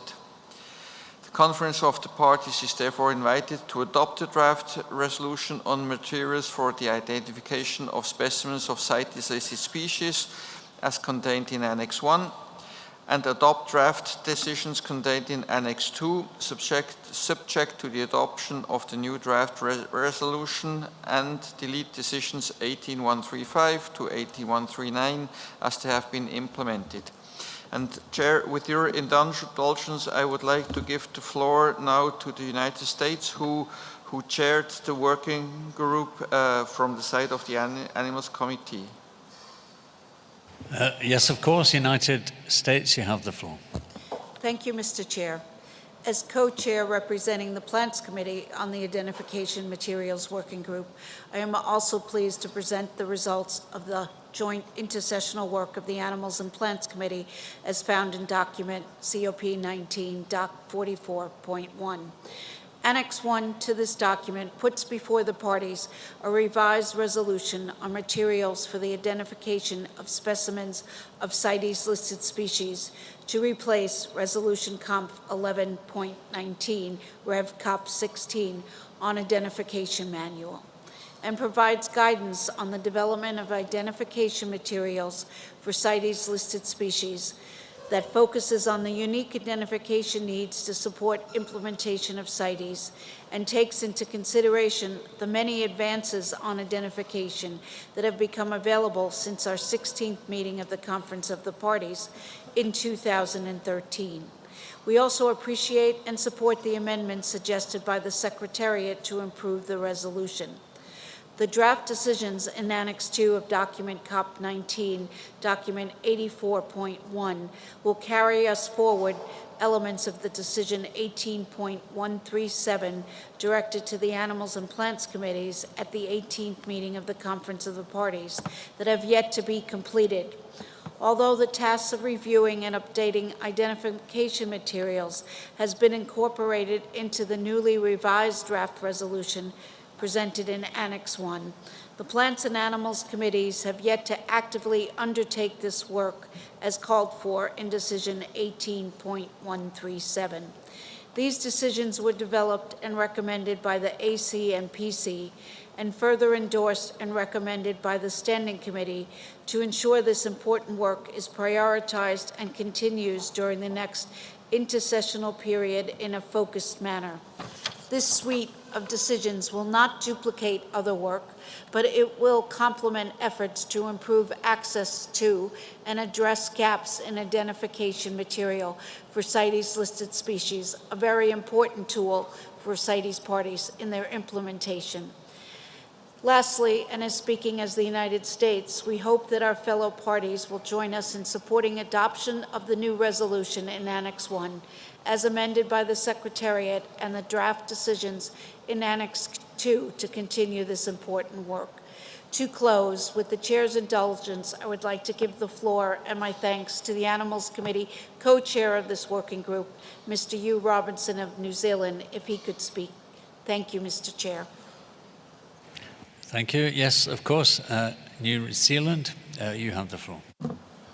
Mr. Chair, technology's moved a long way since the Identification Manual Resolution 11.19 was adopted at COP11 in Kenya in the year 2000, and even since the last revision at COP16 in Bangkok in 2013.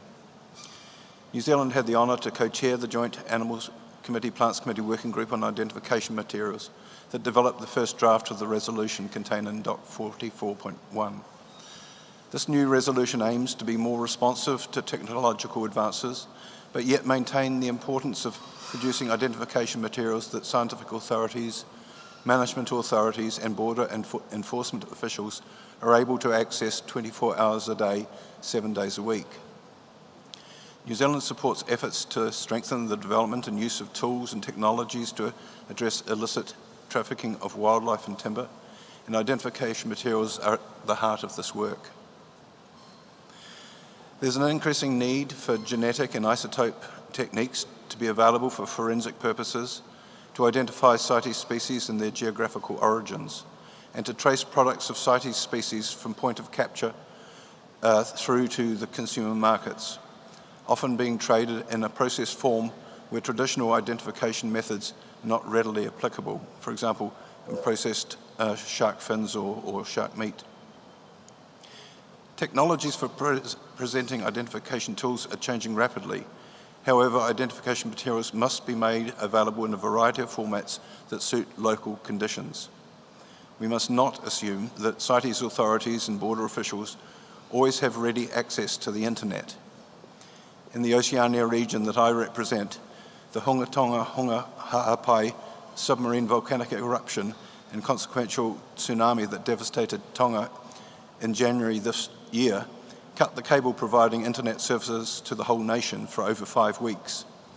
How many of us or our children could cope in that situation? If agreed at this meeting, this new resolution will replace Resolution COP 11.19. New Zealand agrees with the United States that the Secretariat's two proposed wording changes on page 3 of Doc 44.1 concerning the draft resolution are accepted. I also agree with my co-chair from the United States that even if the revised resolution is adopted at this meeting, further work, as outlined in Annex 2, is still required. The scientific committees, in particular, are instructed to continue to do the work from the former decision 18.137 that was not adequately addressed in the highly disrupted intersessional period just completed. New Zealand supports the adoption of the new resolution contained in Annex 1, with the 2 minor edits suggested by the Secretariat, and also supports the draft decisions contained in Annex 2. Thank you.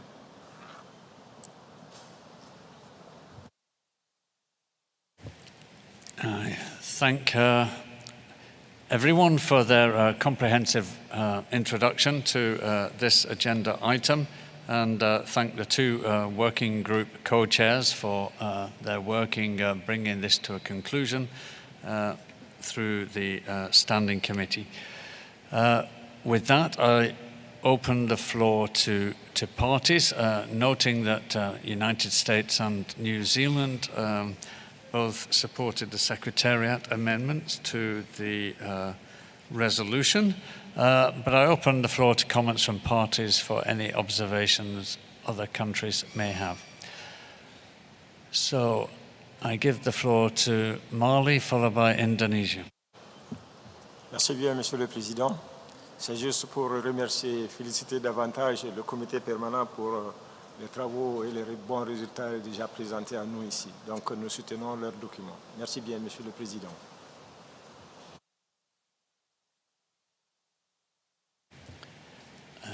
And in supporting the document, clearly parties need to make clear whether they're supporting the proposed resolution and draft decisions, or if they don't, would they be content with Annex 3 and the draft decisions there. But yes, if parties could be clear in their interventions, but I think we understand your meaning, Mali. Thank you. I give the floor now to Indonesia, followed by China.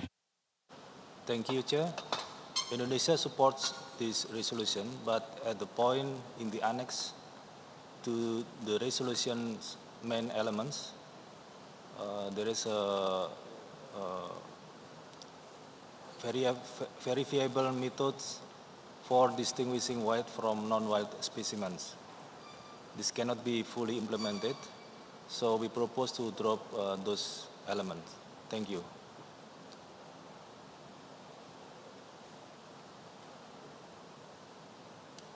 Could you just to help me, could you just be specific? You're talking about the annex to the resolution, and what items do you wish to delete or amend? There is items, verifiable methods for distinguishing wild from non-wild specimens.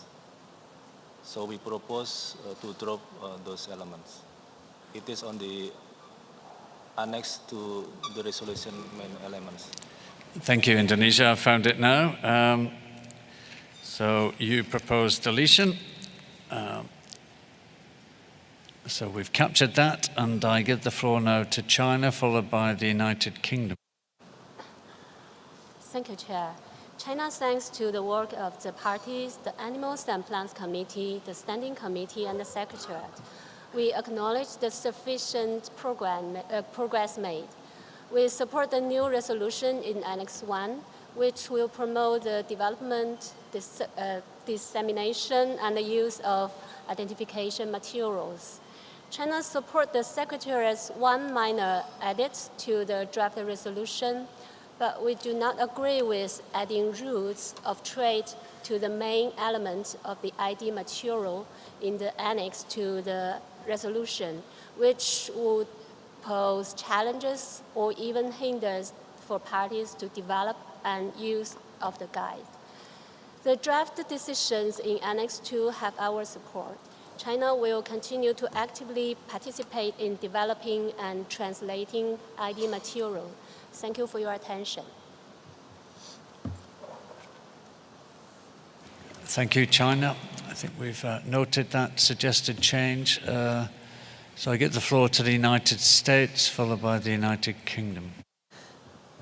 Thank you, Mr. Chair. The United States wishes to object to the suggested amendment to delete the words wild and non-wild. We think an important part and a helpful tool for parties in identification is for them to be able to distinguish wild from non-wild. This is particularly true of plant species, where many times the artificially propagated plant looks much different from the wild. So, we think it was meant there to be useful. So, thank you, Mr. Chair. Thank you, United States. So we note that difference of opinion there. I give the floor to the United Kingdom, followed by the European Union. Thank you, Chair. Proper identification of species is crucial to the effective implementation of the Convention, and particularly at the border. At this COP so far, we've heard several examples of the difficulties of accurate species identification, especially when using the lookalike criteria. We therefore encourage any efforts to provide materials to parties that can help authorities to identify specimens in trade so that CITES measures can be targeted and proportionate. To that end, we're pleased to have been able to support the recent development of 2 identification guides for marine taxa, developed by the UK's Centre for Environment, Fisheries and Aquaculture Science in collaboration with international partners. These 2 identification guides cover sharks and corals. The guides are intended to be practical and user-friendly identification tools, particularly aimed at enforcement authorities at the border. We hope many of you were able to join our side event over the lunch break last Thursday and were able to pick up a copy of the recently finalised Corals and Trade Guide. We support the resolution. Thank you.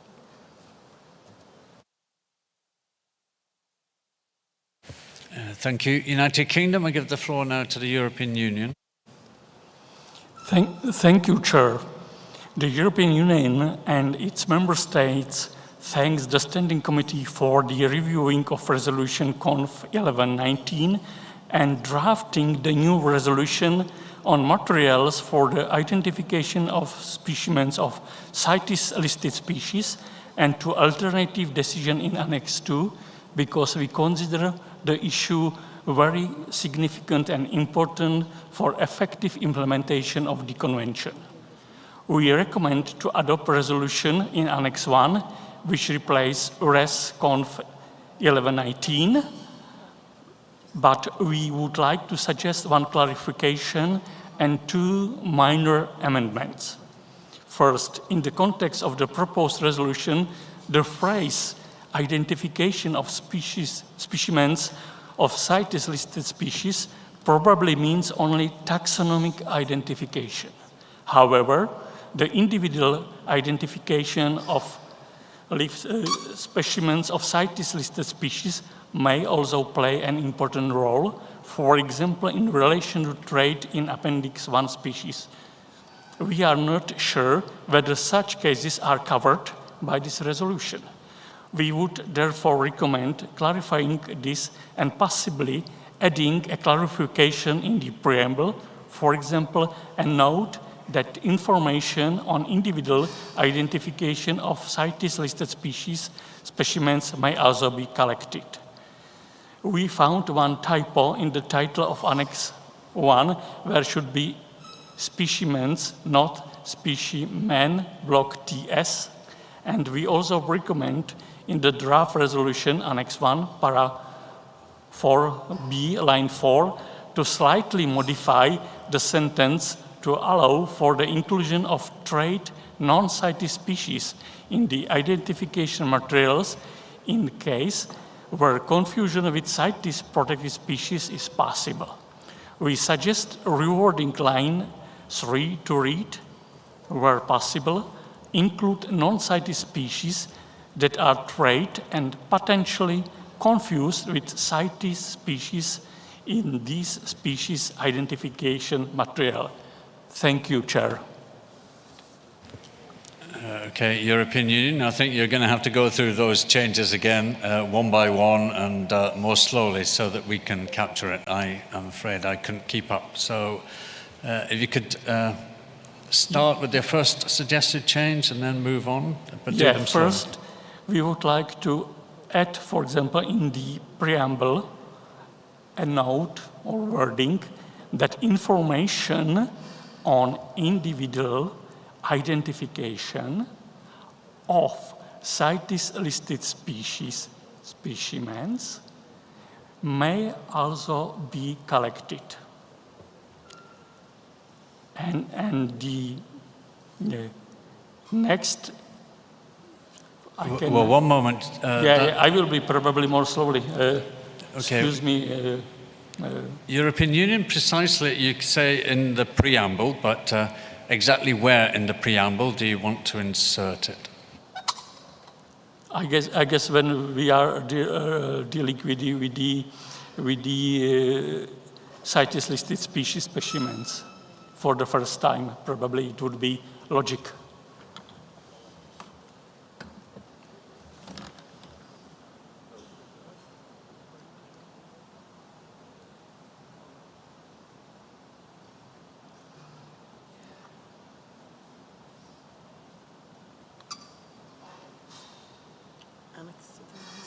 Yeah, annex.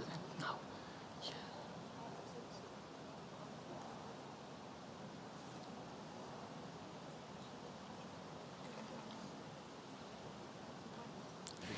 Okay, we're just trying to clarify exactly where this new paragraph would go, and we're assuming that you want to place it at the end of the preamble before it. After the recalling at the bottom of page 5 and before it moves into the operative encourages. Is that correct? Yes, it's precise. Thank you. So you can continue, I think, with your next change. Yeah, that means it is Annex 1, para 4b, and rewarding line 3 to read. And now I will read it more slowly in dictation speed, where possible, comma, include non-CITES species that are trade and potentially confused with CITES species in these plural species identification materials.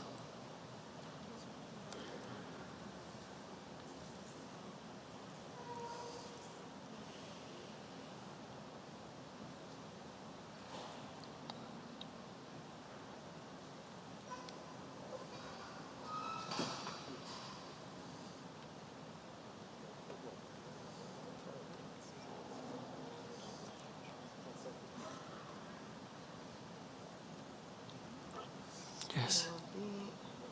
Yes, three, yeah.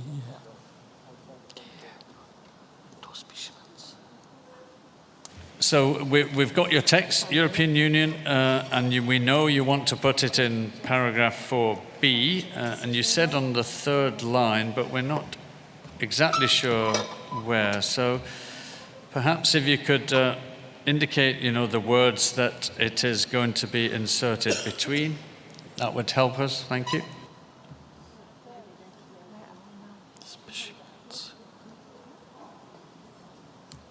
I can see it.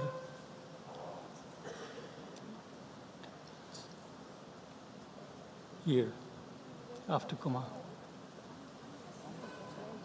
After comma, yeah? Yeah. Chair, we propose it to put it on the line 3 just after comma. That means afterward region. Thank you, EU. We've got that now. So I think we've got the text. If you could then perhaps move on. I think you had another amendment, didn't you? Yes? Chair, that's all from us, fortunately. Thank you, European Union. So I give the floor now to New Zealand, followed by Switzerland.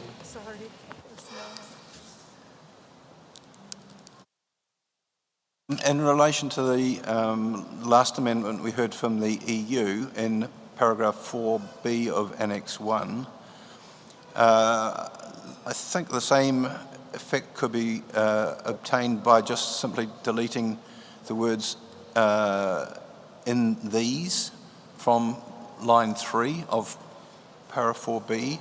So it would read in the country or region, and where practicable, include identification materials for commonly traded species, blah, etc. So removing in these would have the same effect, I believe.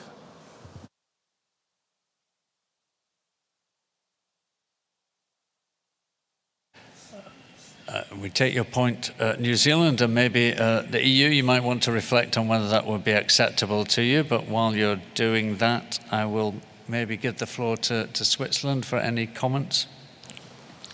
Thank you, Chair. First, we would like to congratulate the two working groups for their hard work and the excellent results they have been putting before us. Switzerland supports the resolution and the decisions in Annex 2.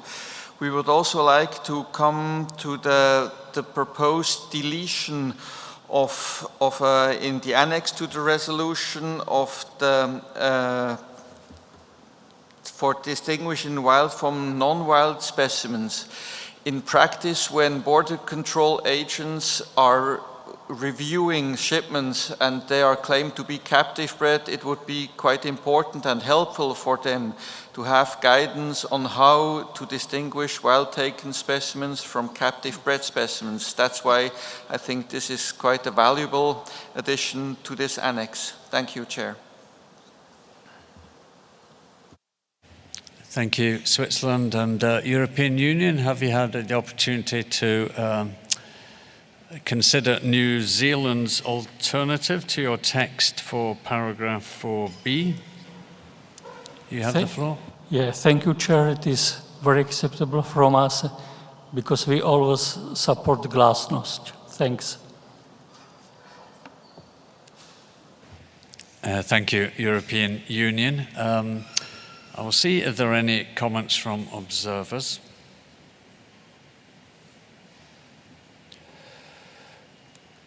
I don't see any requests from the floor, so if you just give me a second to make sure we've captured all the changes correctly.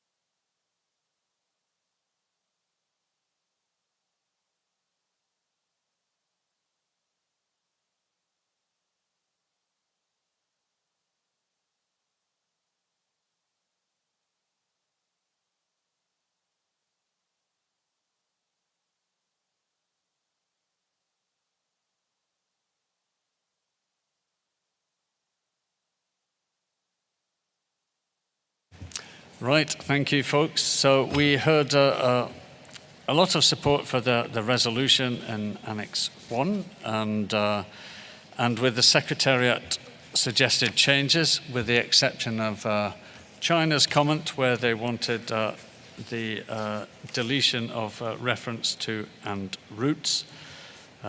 So that is fine, I think. We've had amendments to the draft resolution in Annex 1 proposed by the European Union with amendments suggested by New Zealand, which made the text simpler and clearer.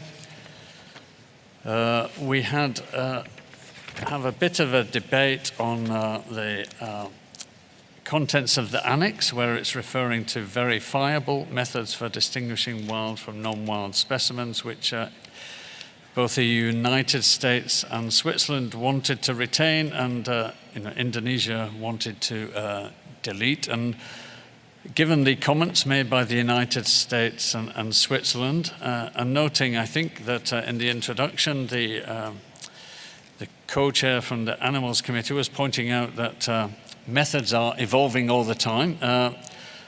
Would you be willing to live with that text as it stood originally, Indonesia? Thank you, Chair. Indonesia can accept the original. We can accept the US and Switzerland suggestion. Thank you. Thank you, Indonesia. So the decisions in Annex 2 are recommended for adoption. I think we also need to delete the previous set of decisions which have now been implemented. So those are decisions 18.135 to 18.139. And just one final thing I want to check with the Secretariat.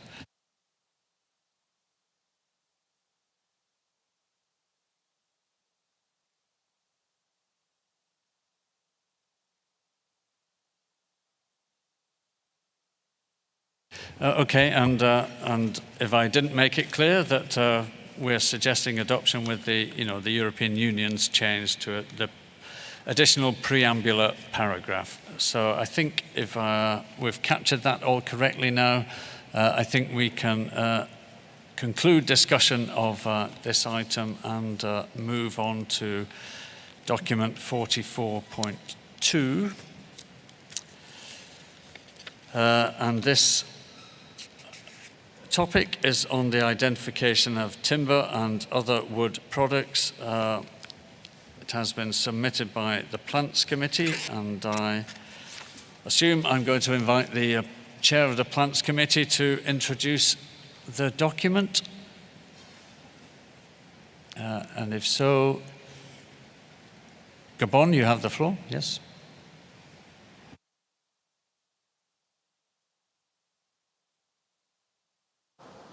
Ok. Monsieur le Président, à sa 18e session, la conférence des parties a adopté les décisions 1840 à 1843 et a renouvelé la décision 1658 REV COP 18, identification des bois et autres produits du bois.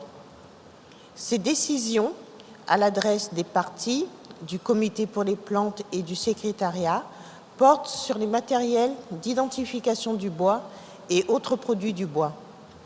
Le groupe de travail y relatif, établi en intercession, a soumis à la 25e session du Comité pour les plantes des documents détaillant les progrès accomplis en matière d'application des décisions mentionnées précédemment, ainsi qu'une compilation des ressources d'identification des bois, mise à jour par le secrétariat sur la base du document d'information PC25 Inf 11.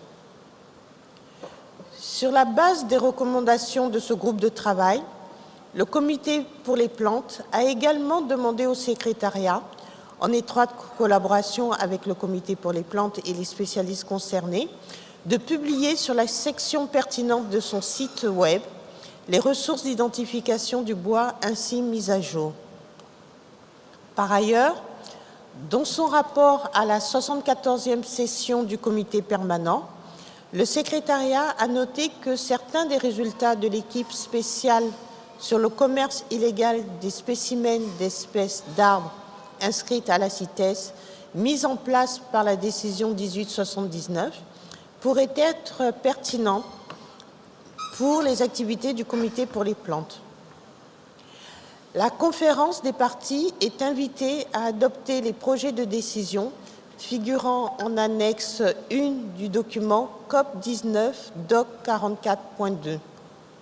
Monsieur le Président, avant de rendre la parole, je souhaiterais que les États-Unis puissent intervenir au titre de coprésident du groupe de travail, ainsi que le Canada qui souhaite présenter le document COP19 Inf 97 qui inclut les amendements de la région Amérique du Nord. Je vous remercie. Thank you, Chair of the Plants Committee, and happy to hand the floor to the United States, followed by Canada. So, United States. Thank you, Chair. With the numerous timber proposals recommended for adoption during this COP, we need this now more than ever for effective implementation and compliance with existing as well as these new listings. Therefore, the United States strongly supports the vital work of improving timber and wood product identification for CITES-listed tree species. As co-chair of the Intersessional Working Group on Timber Identification and Wood Products Working Group, we recall their report emanating from PC 25 shared the view that more work is needed to advance and fully implement the decisions that have been directed to it by the parties at their 18th meeting. To further this important work, the North American region proposed revised decisions found in information document COP19 Inf 97. These decisions will continue the mandate of the Timber Identification Working Group and build on progress to date. The work will be informed by the Plants Committee in close collaboration with the Secretariat and relevant experts. The draft decisions create a focal point through the Plants Committee on a more coordinated effort by bringing together timber identification work that has occurred under other agenda items, such as the Task Force meeting on illegal trade in specimens of CITES-listed tree species, the Dalbergia checklist, and the digital repository developed as part of an FAO CITES listed tree project. At the chair's convenience, we would invite our Canadian colleagues to share the draft decisions as found in information document CoP19, INF 97 with the committee. Thank you.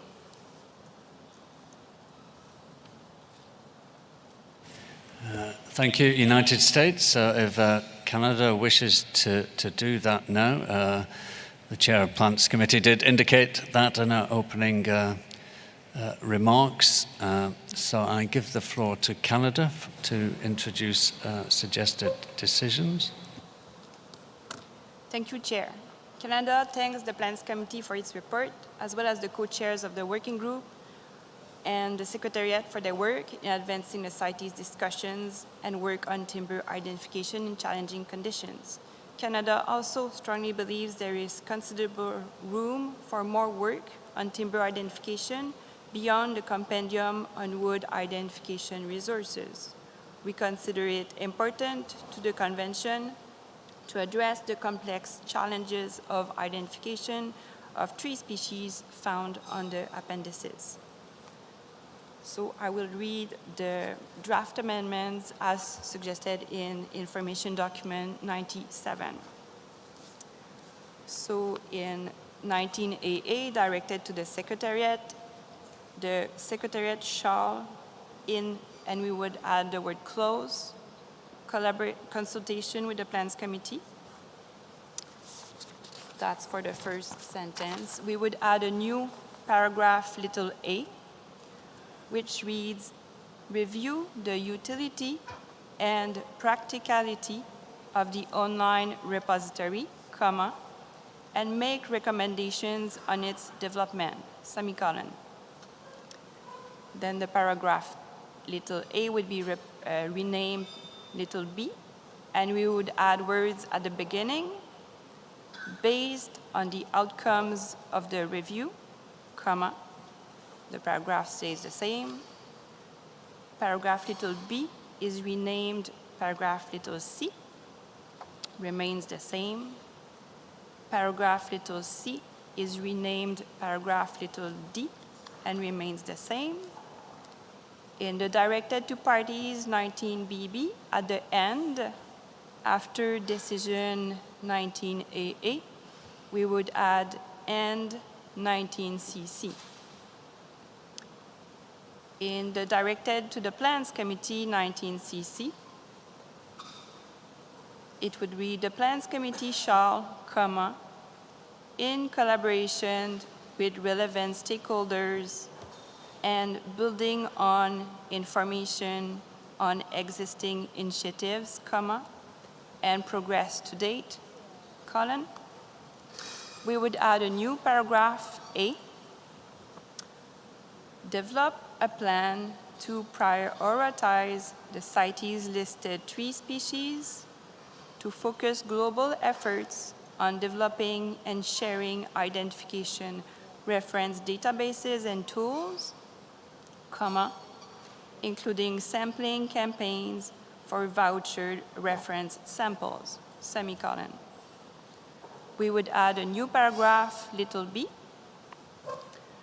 prioritize input to the development of identification material for Dalbergia species, comma, taking into consideration progress made in document PC25, document 34, and the Dalbergia checklist as included in resolution Conf 1211 Rev CoP19, comma, and giving attention to frontline identification materials to assist differentiating look-alike species that may not be of conservation concern, semicolon.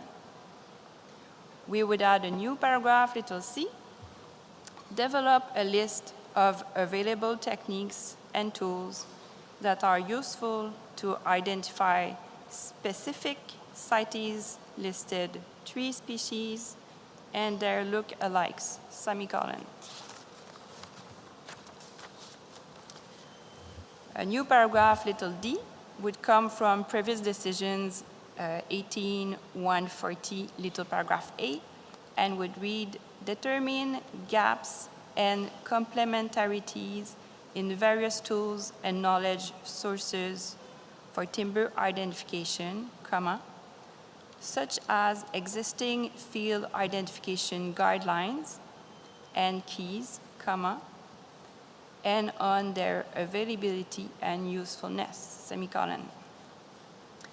New paragraph, little e, also comes from previous decision 18.140, paragraph little b, and reads, develop standardized information templates and other tools that could be used by parties to facilitate sharing information on the content and status of wood sample collections, comma, and exchange with research institutions, comma, law enforcement agencies, comma, and other authorities, semicolon.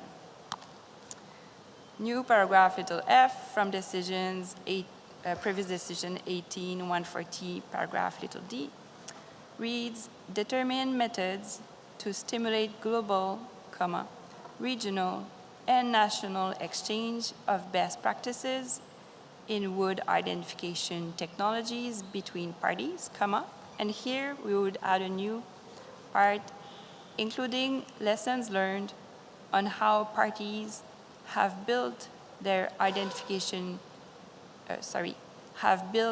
timber identification capacity and expertise, semicolon, and now new paragraph little g would be the paragraph A that was proposed in the Annex 1, but at the beginning of the sentence, we would add, review the utility and practicality of the online repository, comma, and make recommendations on its development, comma, and the rest stays the same, consider progress and results reported by the Secretariat as per decision 1988. The paragraph little b from Annex 1 would now be h, little h, so we would keep it, but we would update that after the CITES listed 3 species presented in the annex, we would update it with Annex 1 to COP document 35, and we would delete the square brackets. From Annex 1, the little paragraph C, we would delete it and replace it with a new paragraph I, again from previous decisions, which reads, update the standing committee, comma, as appropriate, comma, on progress made, semicolon, and report its findings and recommendations for consideration by the conference of the parties at its 20th meeting, period. And we would keep 19DD the same. So thank you very much, Chair.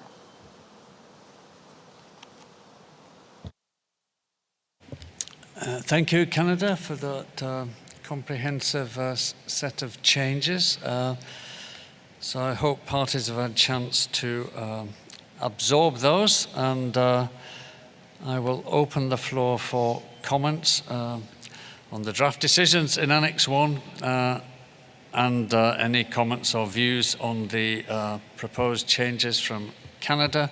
And of course, I also add my thanks to the working group that produced this material. So with that, I give the floor to, I see Mali, then Cameroon were first on my list. Merci bien, Monsieur le Président. Monsieur le Président, je voudrais m'appuyer surtout sur l'intervention qu'a faite le Gabon par le biais de Madame Flore pour dire que nous soutenons justement le document qui a été présenté. Merci bien, Monsieur le Président.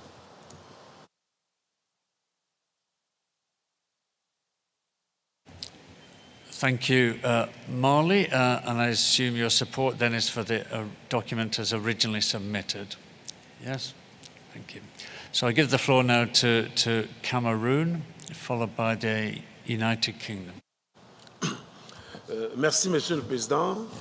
Le Cameroun félicite déjà les initiateurs de ce document et nous voulions faire une toute petite observation au niveau de la décision annexe 1 pour dire que c'est bien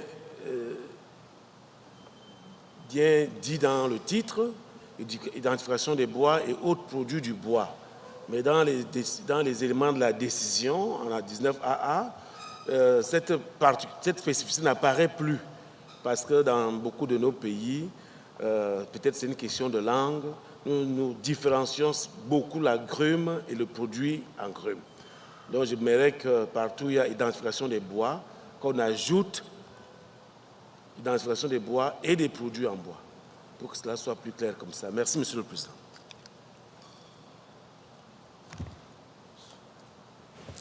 Thank you, Cameroon. So that would be a change into 19AA little a and then little b. And I don't think it comes up anywhere else. But thank you for that suggested change. So we've captured that. So I give the floor now to the United Kingdom, followed by India. Thank you, Chair. The United Kingdom would like to thank the Plants Committee and the Secretariat for their work on identification of timber since CoP18. We would like to compliment the Secretariat on their work in getting the timber identification tool on the CITES website. We feel that this is an important first step in a longer process to enable better implementation of CITES regulations for timber species. We agree with the recommendations in INF-Doc 97 and support the draft decisions and the proposed revisions. We do, however, have some suggested edits to Decision 19.cc within INF-Doc 97, which we believe will improve the focus of the working group's mandate and enable it to make more substantive progress. With your indulgence, Chair, I would read them out for the parties. Yes, UK, go ahead. Thank you, Chair. Our suggested edits are 19.cc. The Plants Committee shall, paragraph B, propose changes to text with the new paragraph reading. Prioritise the development of identification material for Dalbergia species, comma, taking into consideration progress made in document PC 25 Doc 34 and document CoP19 Doc 84.1, comma, and giving attention to frontline identification materials to assist differentiating lookalike species that may not be of conservation concern. Paragraph C, proposed deletion of text and new paragraph will read, develop a list of available techniques and tools, comma, and evaluate their standards and usefulness to species-specific identification and enforcement for CITES-listed tree species and their lookalikes.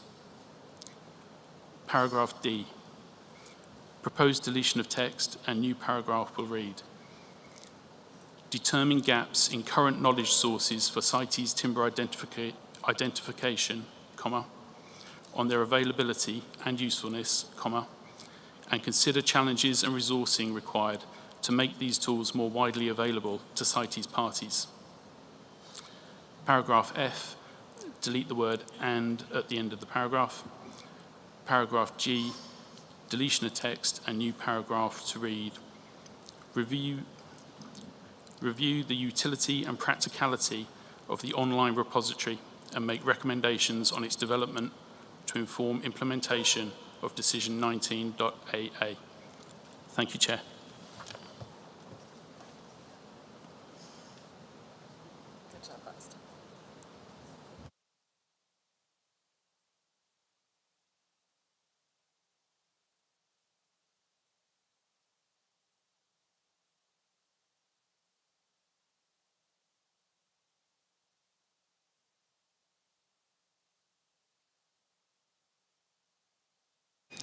I'm going to give, I'll hear interventions from, I've got three parties on the screen, India, China and the European Union. I'll give the floor to each of those and then try to conclude. This is potentially becoming very complicated to follow. So India, then China, you have the floor. Thank you, Chair. India appreciates the work done by the Plants Committee and the Intersessional Working Group. India also takes note of the information document CoP19 in 97, submitted by Canada, the United States of America, and Mexico in relation with document CoP19, Doc 1444.2, on identification of timber and other wood products. Underscoring the urgent requirement for development of identification toolkits for plant species which are of least conservation concern and are directly related to the livelihoods of local communities, India supports the proposal made by Canada, the United States of America, and Mexico. However, would like to suggest inclusion of additional text after the words conservation concern in the end of paragraph small b of decision 19cc as proposed, quote, such as Dalbergia sisu, unquote. Thank you, Chair.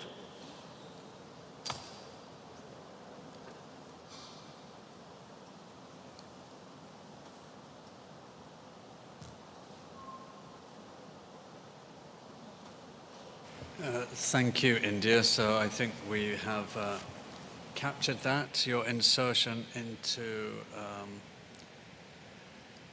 19cc small b, which is the amendment from Canada, which they've read out into the record, but is also available in information document 97. I'll take China, then the European Union, then I'll try and come up with a way forward. Thank you, Chair. China appreciates the great efforts made by the Secretary and the Plans Committee on the identification of timber and other wood products, especially for the timber identification resources and tools web page. China supports the draft decisions in Annex 1 to the document 44.2 with amendments by Canada. China will collaborate with the Secretary in sharing relevant information in support of the implementation of Decision 19AA and contribute to our digital resources of new publication and identification menu for CITES list tree species and their lookalikes to the timber identification resources and tools web page. Thank you, Chair.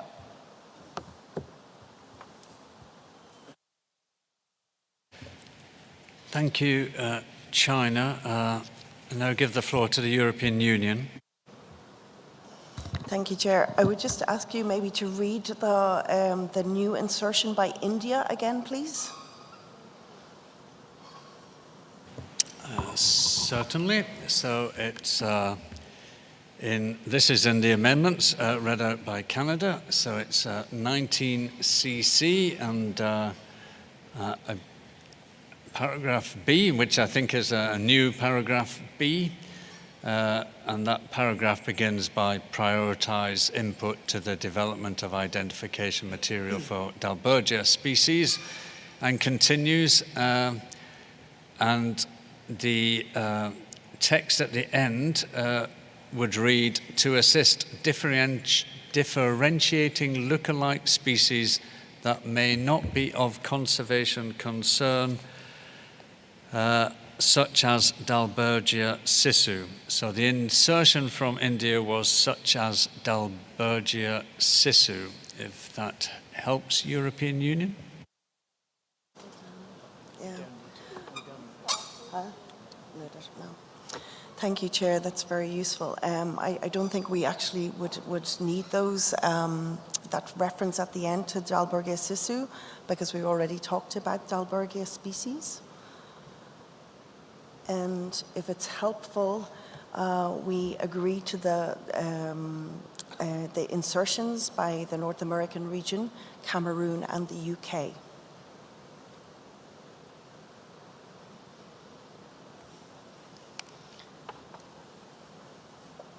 Okay, thank you. European Union, just give me a minute, please.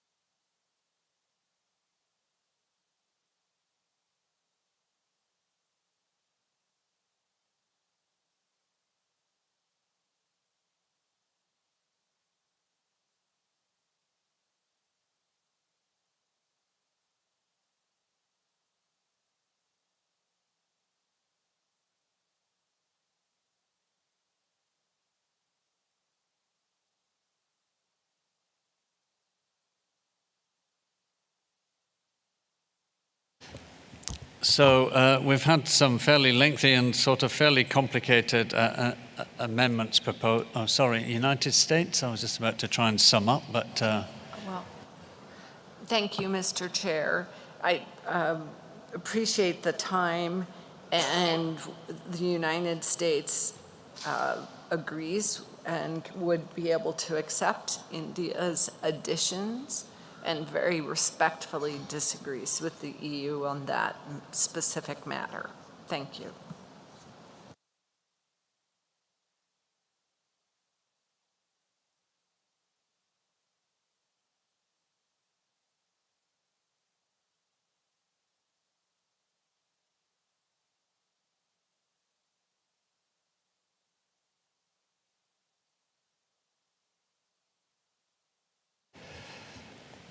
So going forward, as I was saying, we've had a fairly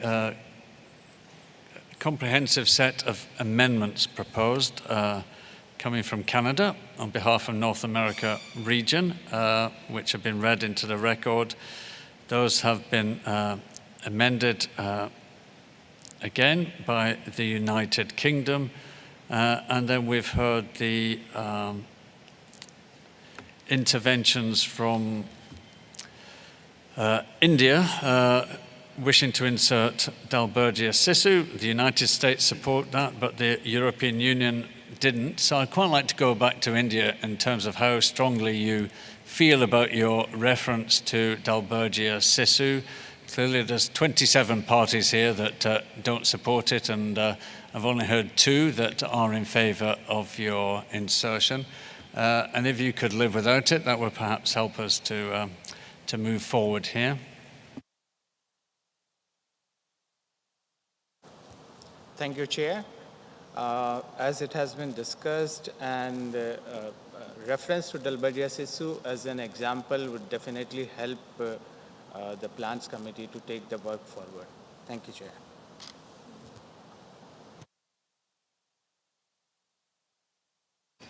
Okay, so India, you wish to retain your insertion. I see you nodding, and I'll look to the EU. Do you wish to give way on that? Or?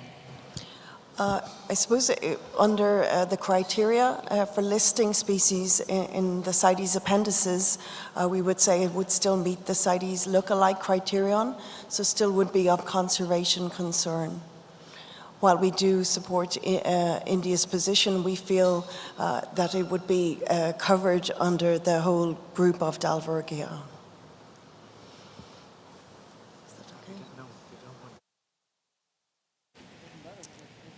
Okay. We need to find a way forward. Let's just move on to something else for a moment. We've had other suggested changes from Cameroon, I think, to make some minor changes elsewhere in the tax about timber and other wood products. On the whole, there seems to be support for the Canada/North America suggested insertions, followed by the UK interventions. I see you asking for the floor again. EU, do you want to go back on Dalbergia? Or? Yeah, no, we're happy enough if India want to specify that at the end. Thank you. Thank you, EU, for your flexibility. So I think with that, in different circumstances, if we weren't dealing with this document so late in the day, and that's partly a casualty of it being transferred from Committee 2 working program to ours, and the delays that we've had, we may have looked to set up a drafting group or a working group to resolve this, but we can't. So I think with all those comprehensive amendments, I noted right at the beginning, I think Marley and perhaps others supported were commenting on the original text. And I wonder, Marley, given that you've heard the strength of support for the changes proposed by North America, whether you could live with those? Yes? Okay, thank you, Marley. So with all the comprehensive amendments we've had, Secretariat will clearly put this together in a document that you'll all be able to consider in time for the plenary. But I think with that we can probably close debate on document 44.2. So thank you very much for your cooperation, and we will now move on to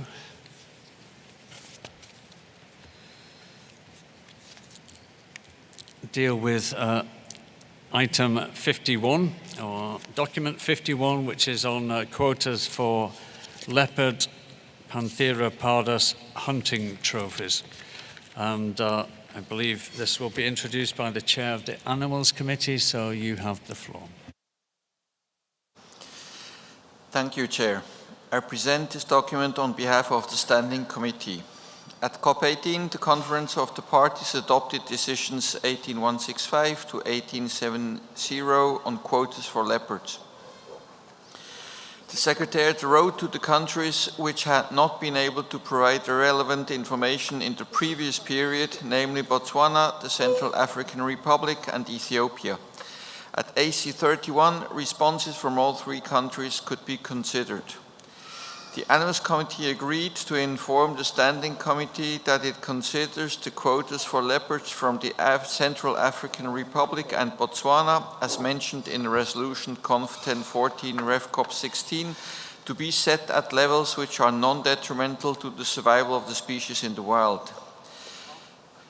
The committee further agreed to inform the Standing Committee that for Ethiopia, it considers the proposed reduction of the quota for leopards in Resolution Conf 14 Ref COP 16 from 500 to 20 trophies to be set at levels which are non-detrimental to the survival of the species in the wild. Furthermore, the Animals Committee recalled that at its 70th meeting, the Standing Committee agreed to propose to the Conference of the Parties draft amendments to Resolution Conf 1014, Ref COP 16, so as to remove quotas for Kenya and Malawi from this resolution, following the request to do so by these countries. See Standing Committee SR.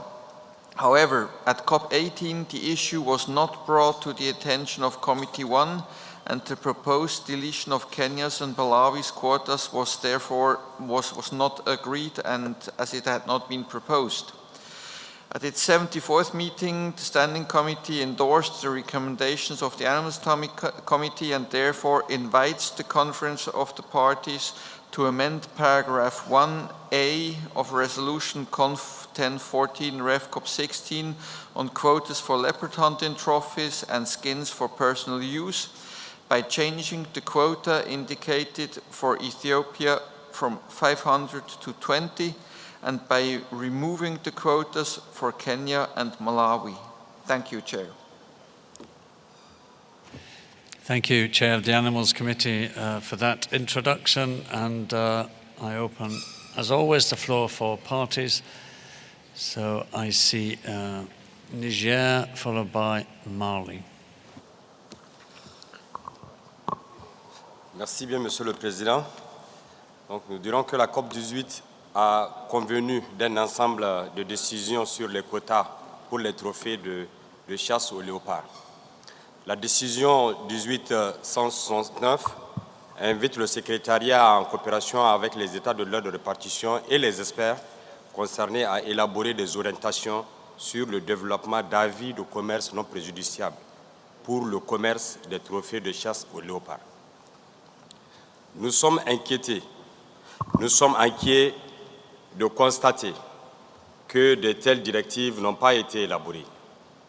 Dans le même temps, les quotas d'exportation pour les léopards restent élevés. Les articles scientifiques critiquent le fait que les quotas n'ont pas de fondement scientifique et sont fondés sur des méthodologies inexactes. Nous demandons donc instamment à cette conférence des parties d'envisager de suspendre tous les quotas jusqu'à ce que les orientations sur les avis de commerce non préjudiciables soient terminées et que le comité des animaux et le comité permanent aient eu l'occasion de les examiner. Merci, Monsieur le Président.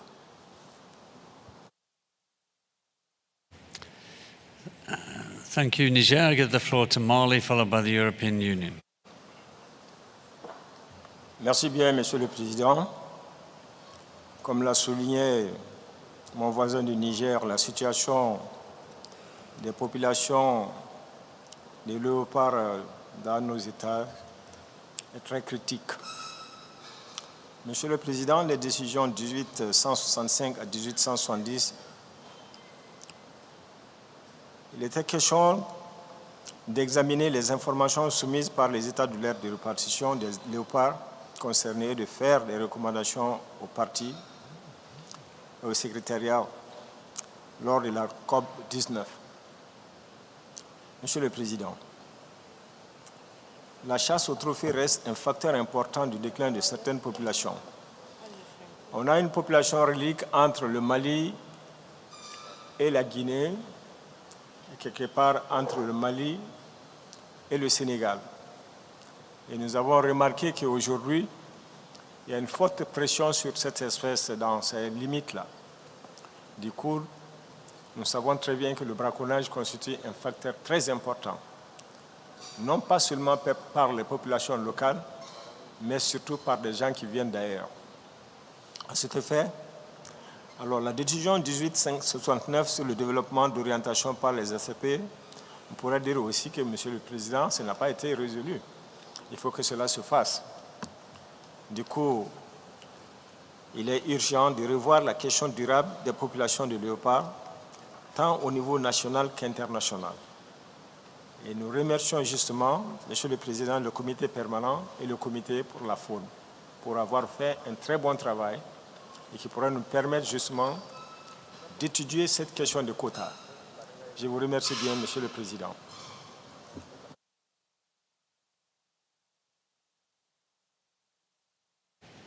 Thank you, Mali. I give the floor to the European Union, followed by Ethiopia.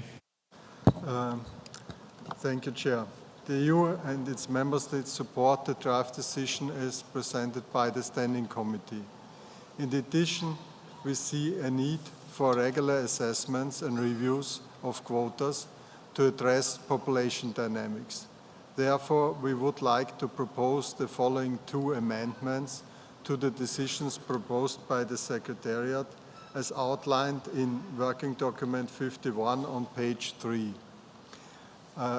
In Decision 18-166, after are encouraged to, we would like to insert conduct regular surveys, adjust quotas as appropriate and then the text continues, so it reads all together, all parties which have quotas for leopard hunting trophies established under Resolution Conf 10.14, Ref CoP16, are encouraged to conduct regular surveys, adjust quotas as appropriate, and exchange information and lessons learned regarding the process of determining that such quotas are non-detrimental to the survival of the species in the wild. And we have a second insertion in point decision 18-168. After the Animals Committee shall review, we want to insert on regular basis as appropriate. So the complete decision would then read as the Animals Committee shall review on regular basis as appropriate any information submitted by the Secretariat under Decision 18-169, Ref CoP19, and make recommendations to the Secretariat and leopard range states as appropriate. Thank you. Thank you, European Union. I give the floor to Ethiopia, followed by Kenya. Thank you, Chair.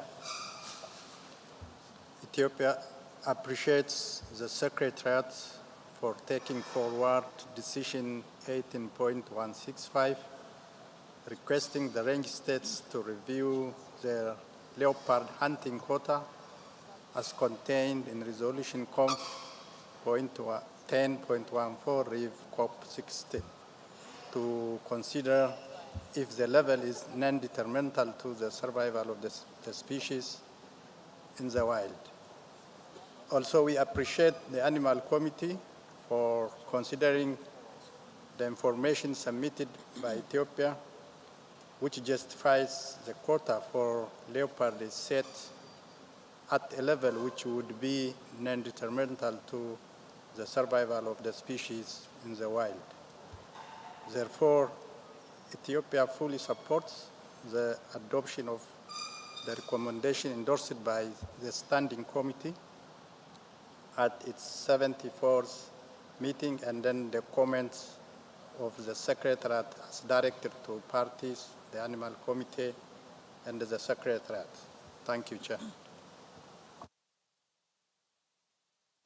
Thank you, Ethiopia. I give the floor to Kenya, followed by Japan. Thank you, Chair. We thank the Standing Committee for preparing this document. Kenya has not issued hunting permits for leopards for many years, so we will be pleased to finally see the removal of the quota allocated to Kenya. Chair, there is considerable uncertainty around the status of leopard populations, yet quota numbers continue to be established on the basis of outdated or unreliable population data established using inaccurate methodologies. Recent scientific studies have highlighted the damage caused to fragile leopard populations through selective removal of leopards by trophy hunters.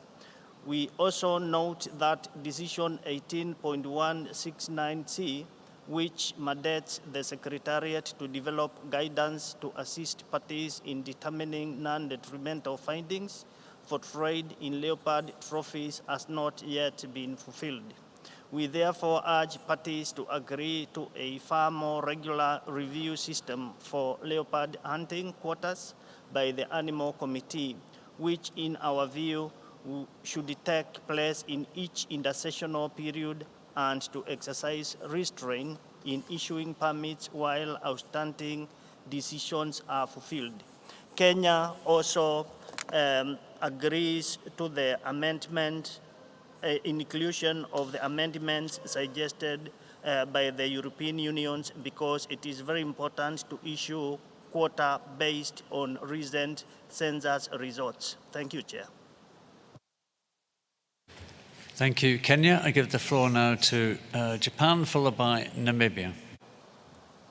Thank you, Chair. Japan supports the recommendation in the current document with an amendment from the EU. We welcome the efforts of the three orange states in having prepared the relevant information to examine the proposed quotas and achieve active discussion by the members of the Animal Committee and the orange states at the ACES 31. We believe that such communication leads to establish the quota by the best available science with deeper understanding of the local situation. Trophy hunting based on scientific data and with effective management and governance can positively impact both species conservation and IPLC's livelihood. We hope that such process of CITES continues to work well to sustain such positive effects of trophy hunting. Thank you.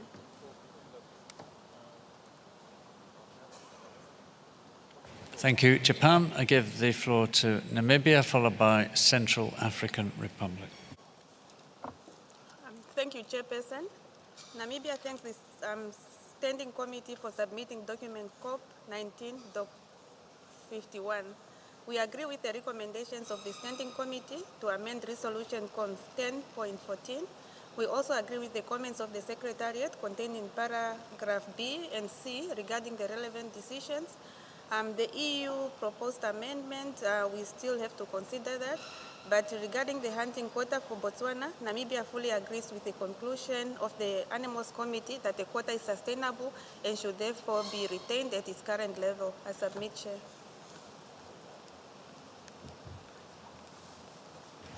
Thank you. Namibia, I give the floor to the Central African Republic, followed by Botswana. Merci, Monsieur le Président.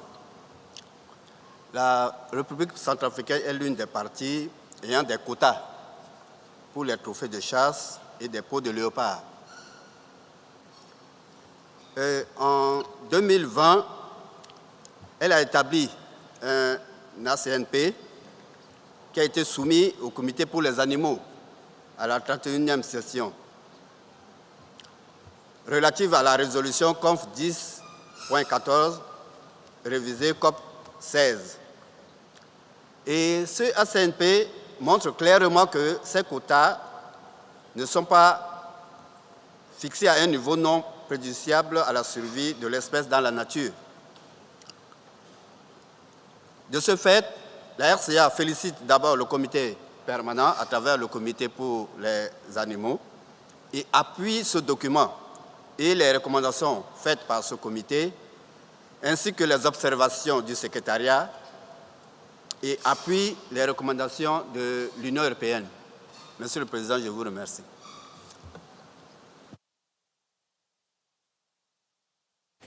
Thank you, Central African Republic. I give the floor to Botswana, followed by the Gambia. Thank you for the floor, Chair. Botswana thanks the Standing Committee for document COP19 Doc 51.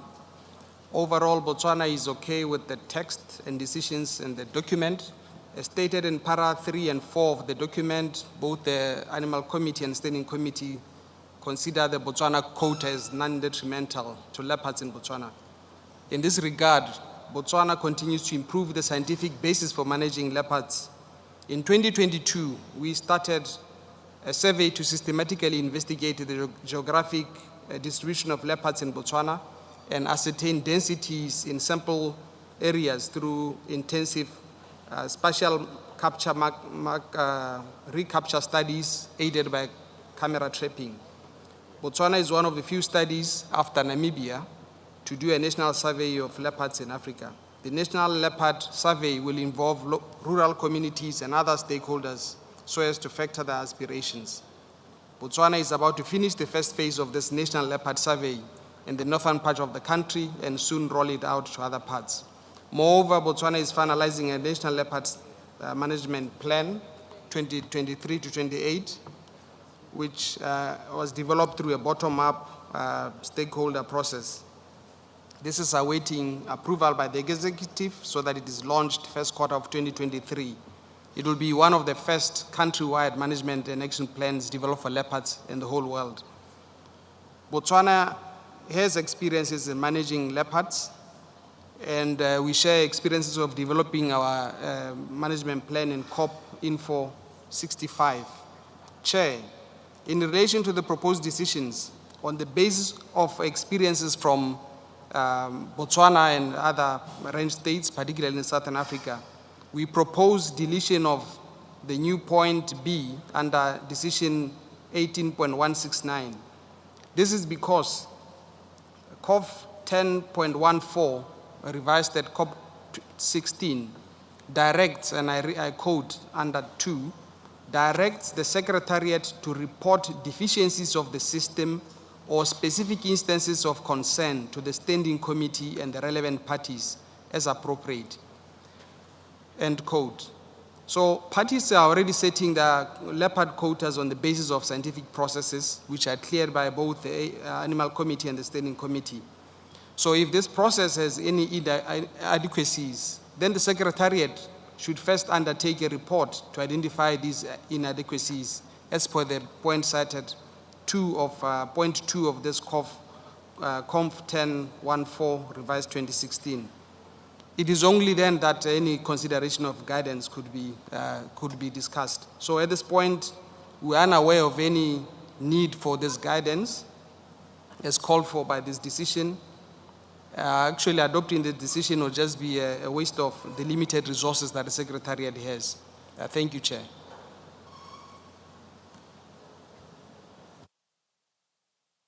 Thank you, Botswana. If you just give me a second, we're coming up to lunchtime.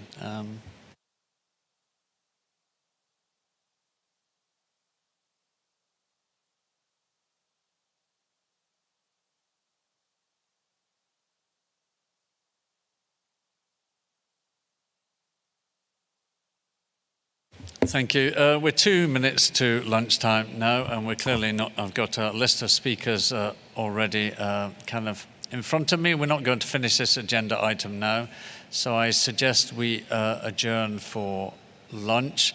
I'm going to ask the technicians if they can keep a record of the list as it stands at the moment, though it does include an observer, and I haven't opened the floor for observers yet. I've taken a photograph as well, so that I've got a record of the parties requesting the floor. So, excuse me, with that, and it's just coming up to 12 o'clock, we'll break for lunch. After lunch, we'll conclude this agenda item. We will be continuing with the listing proposals and look to continue where we left off last night. I will also be picking up those docs, which we still need to address. I'll decide the order of things after lunch, but basically that's the agenda, everything that's left. Listing proposals that we haven't done, docs that we haven't done, and concluding this agenda item. One final thing that I forgot when we were in the discussions of document 44.2, which were getting a little bit complicated, and in all of that, I forgot that we needed to delete some decisions, 18.140 to 18.143, and decision 16.58 Rev CoP18, as they've either been completed or they were carried forward in the new proposed set of decisions. So with apologies for my oversight there, I think we can break for lunch now. Thank you very much.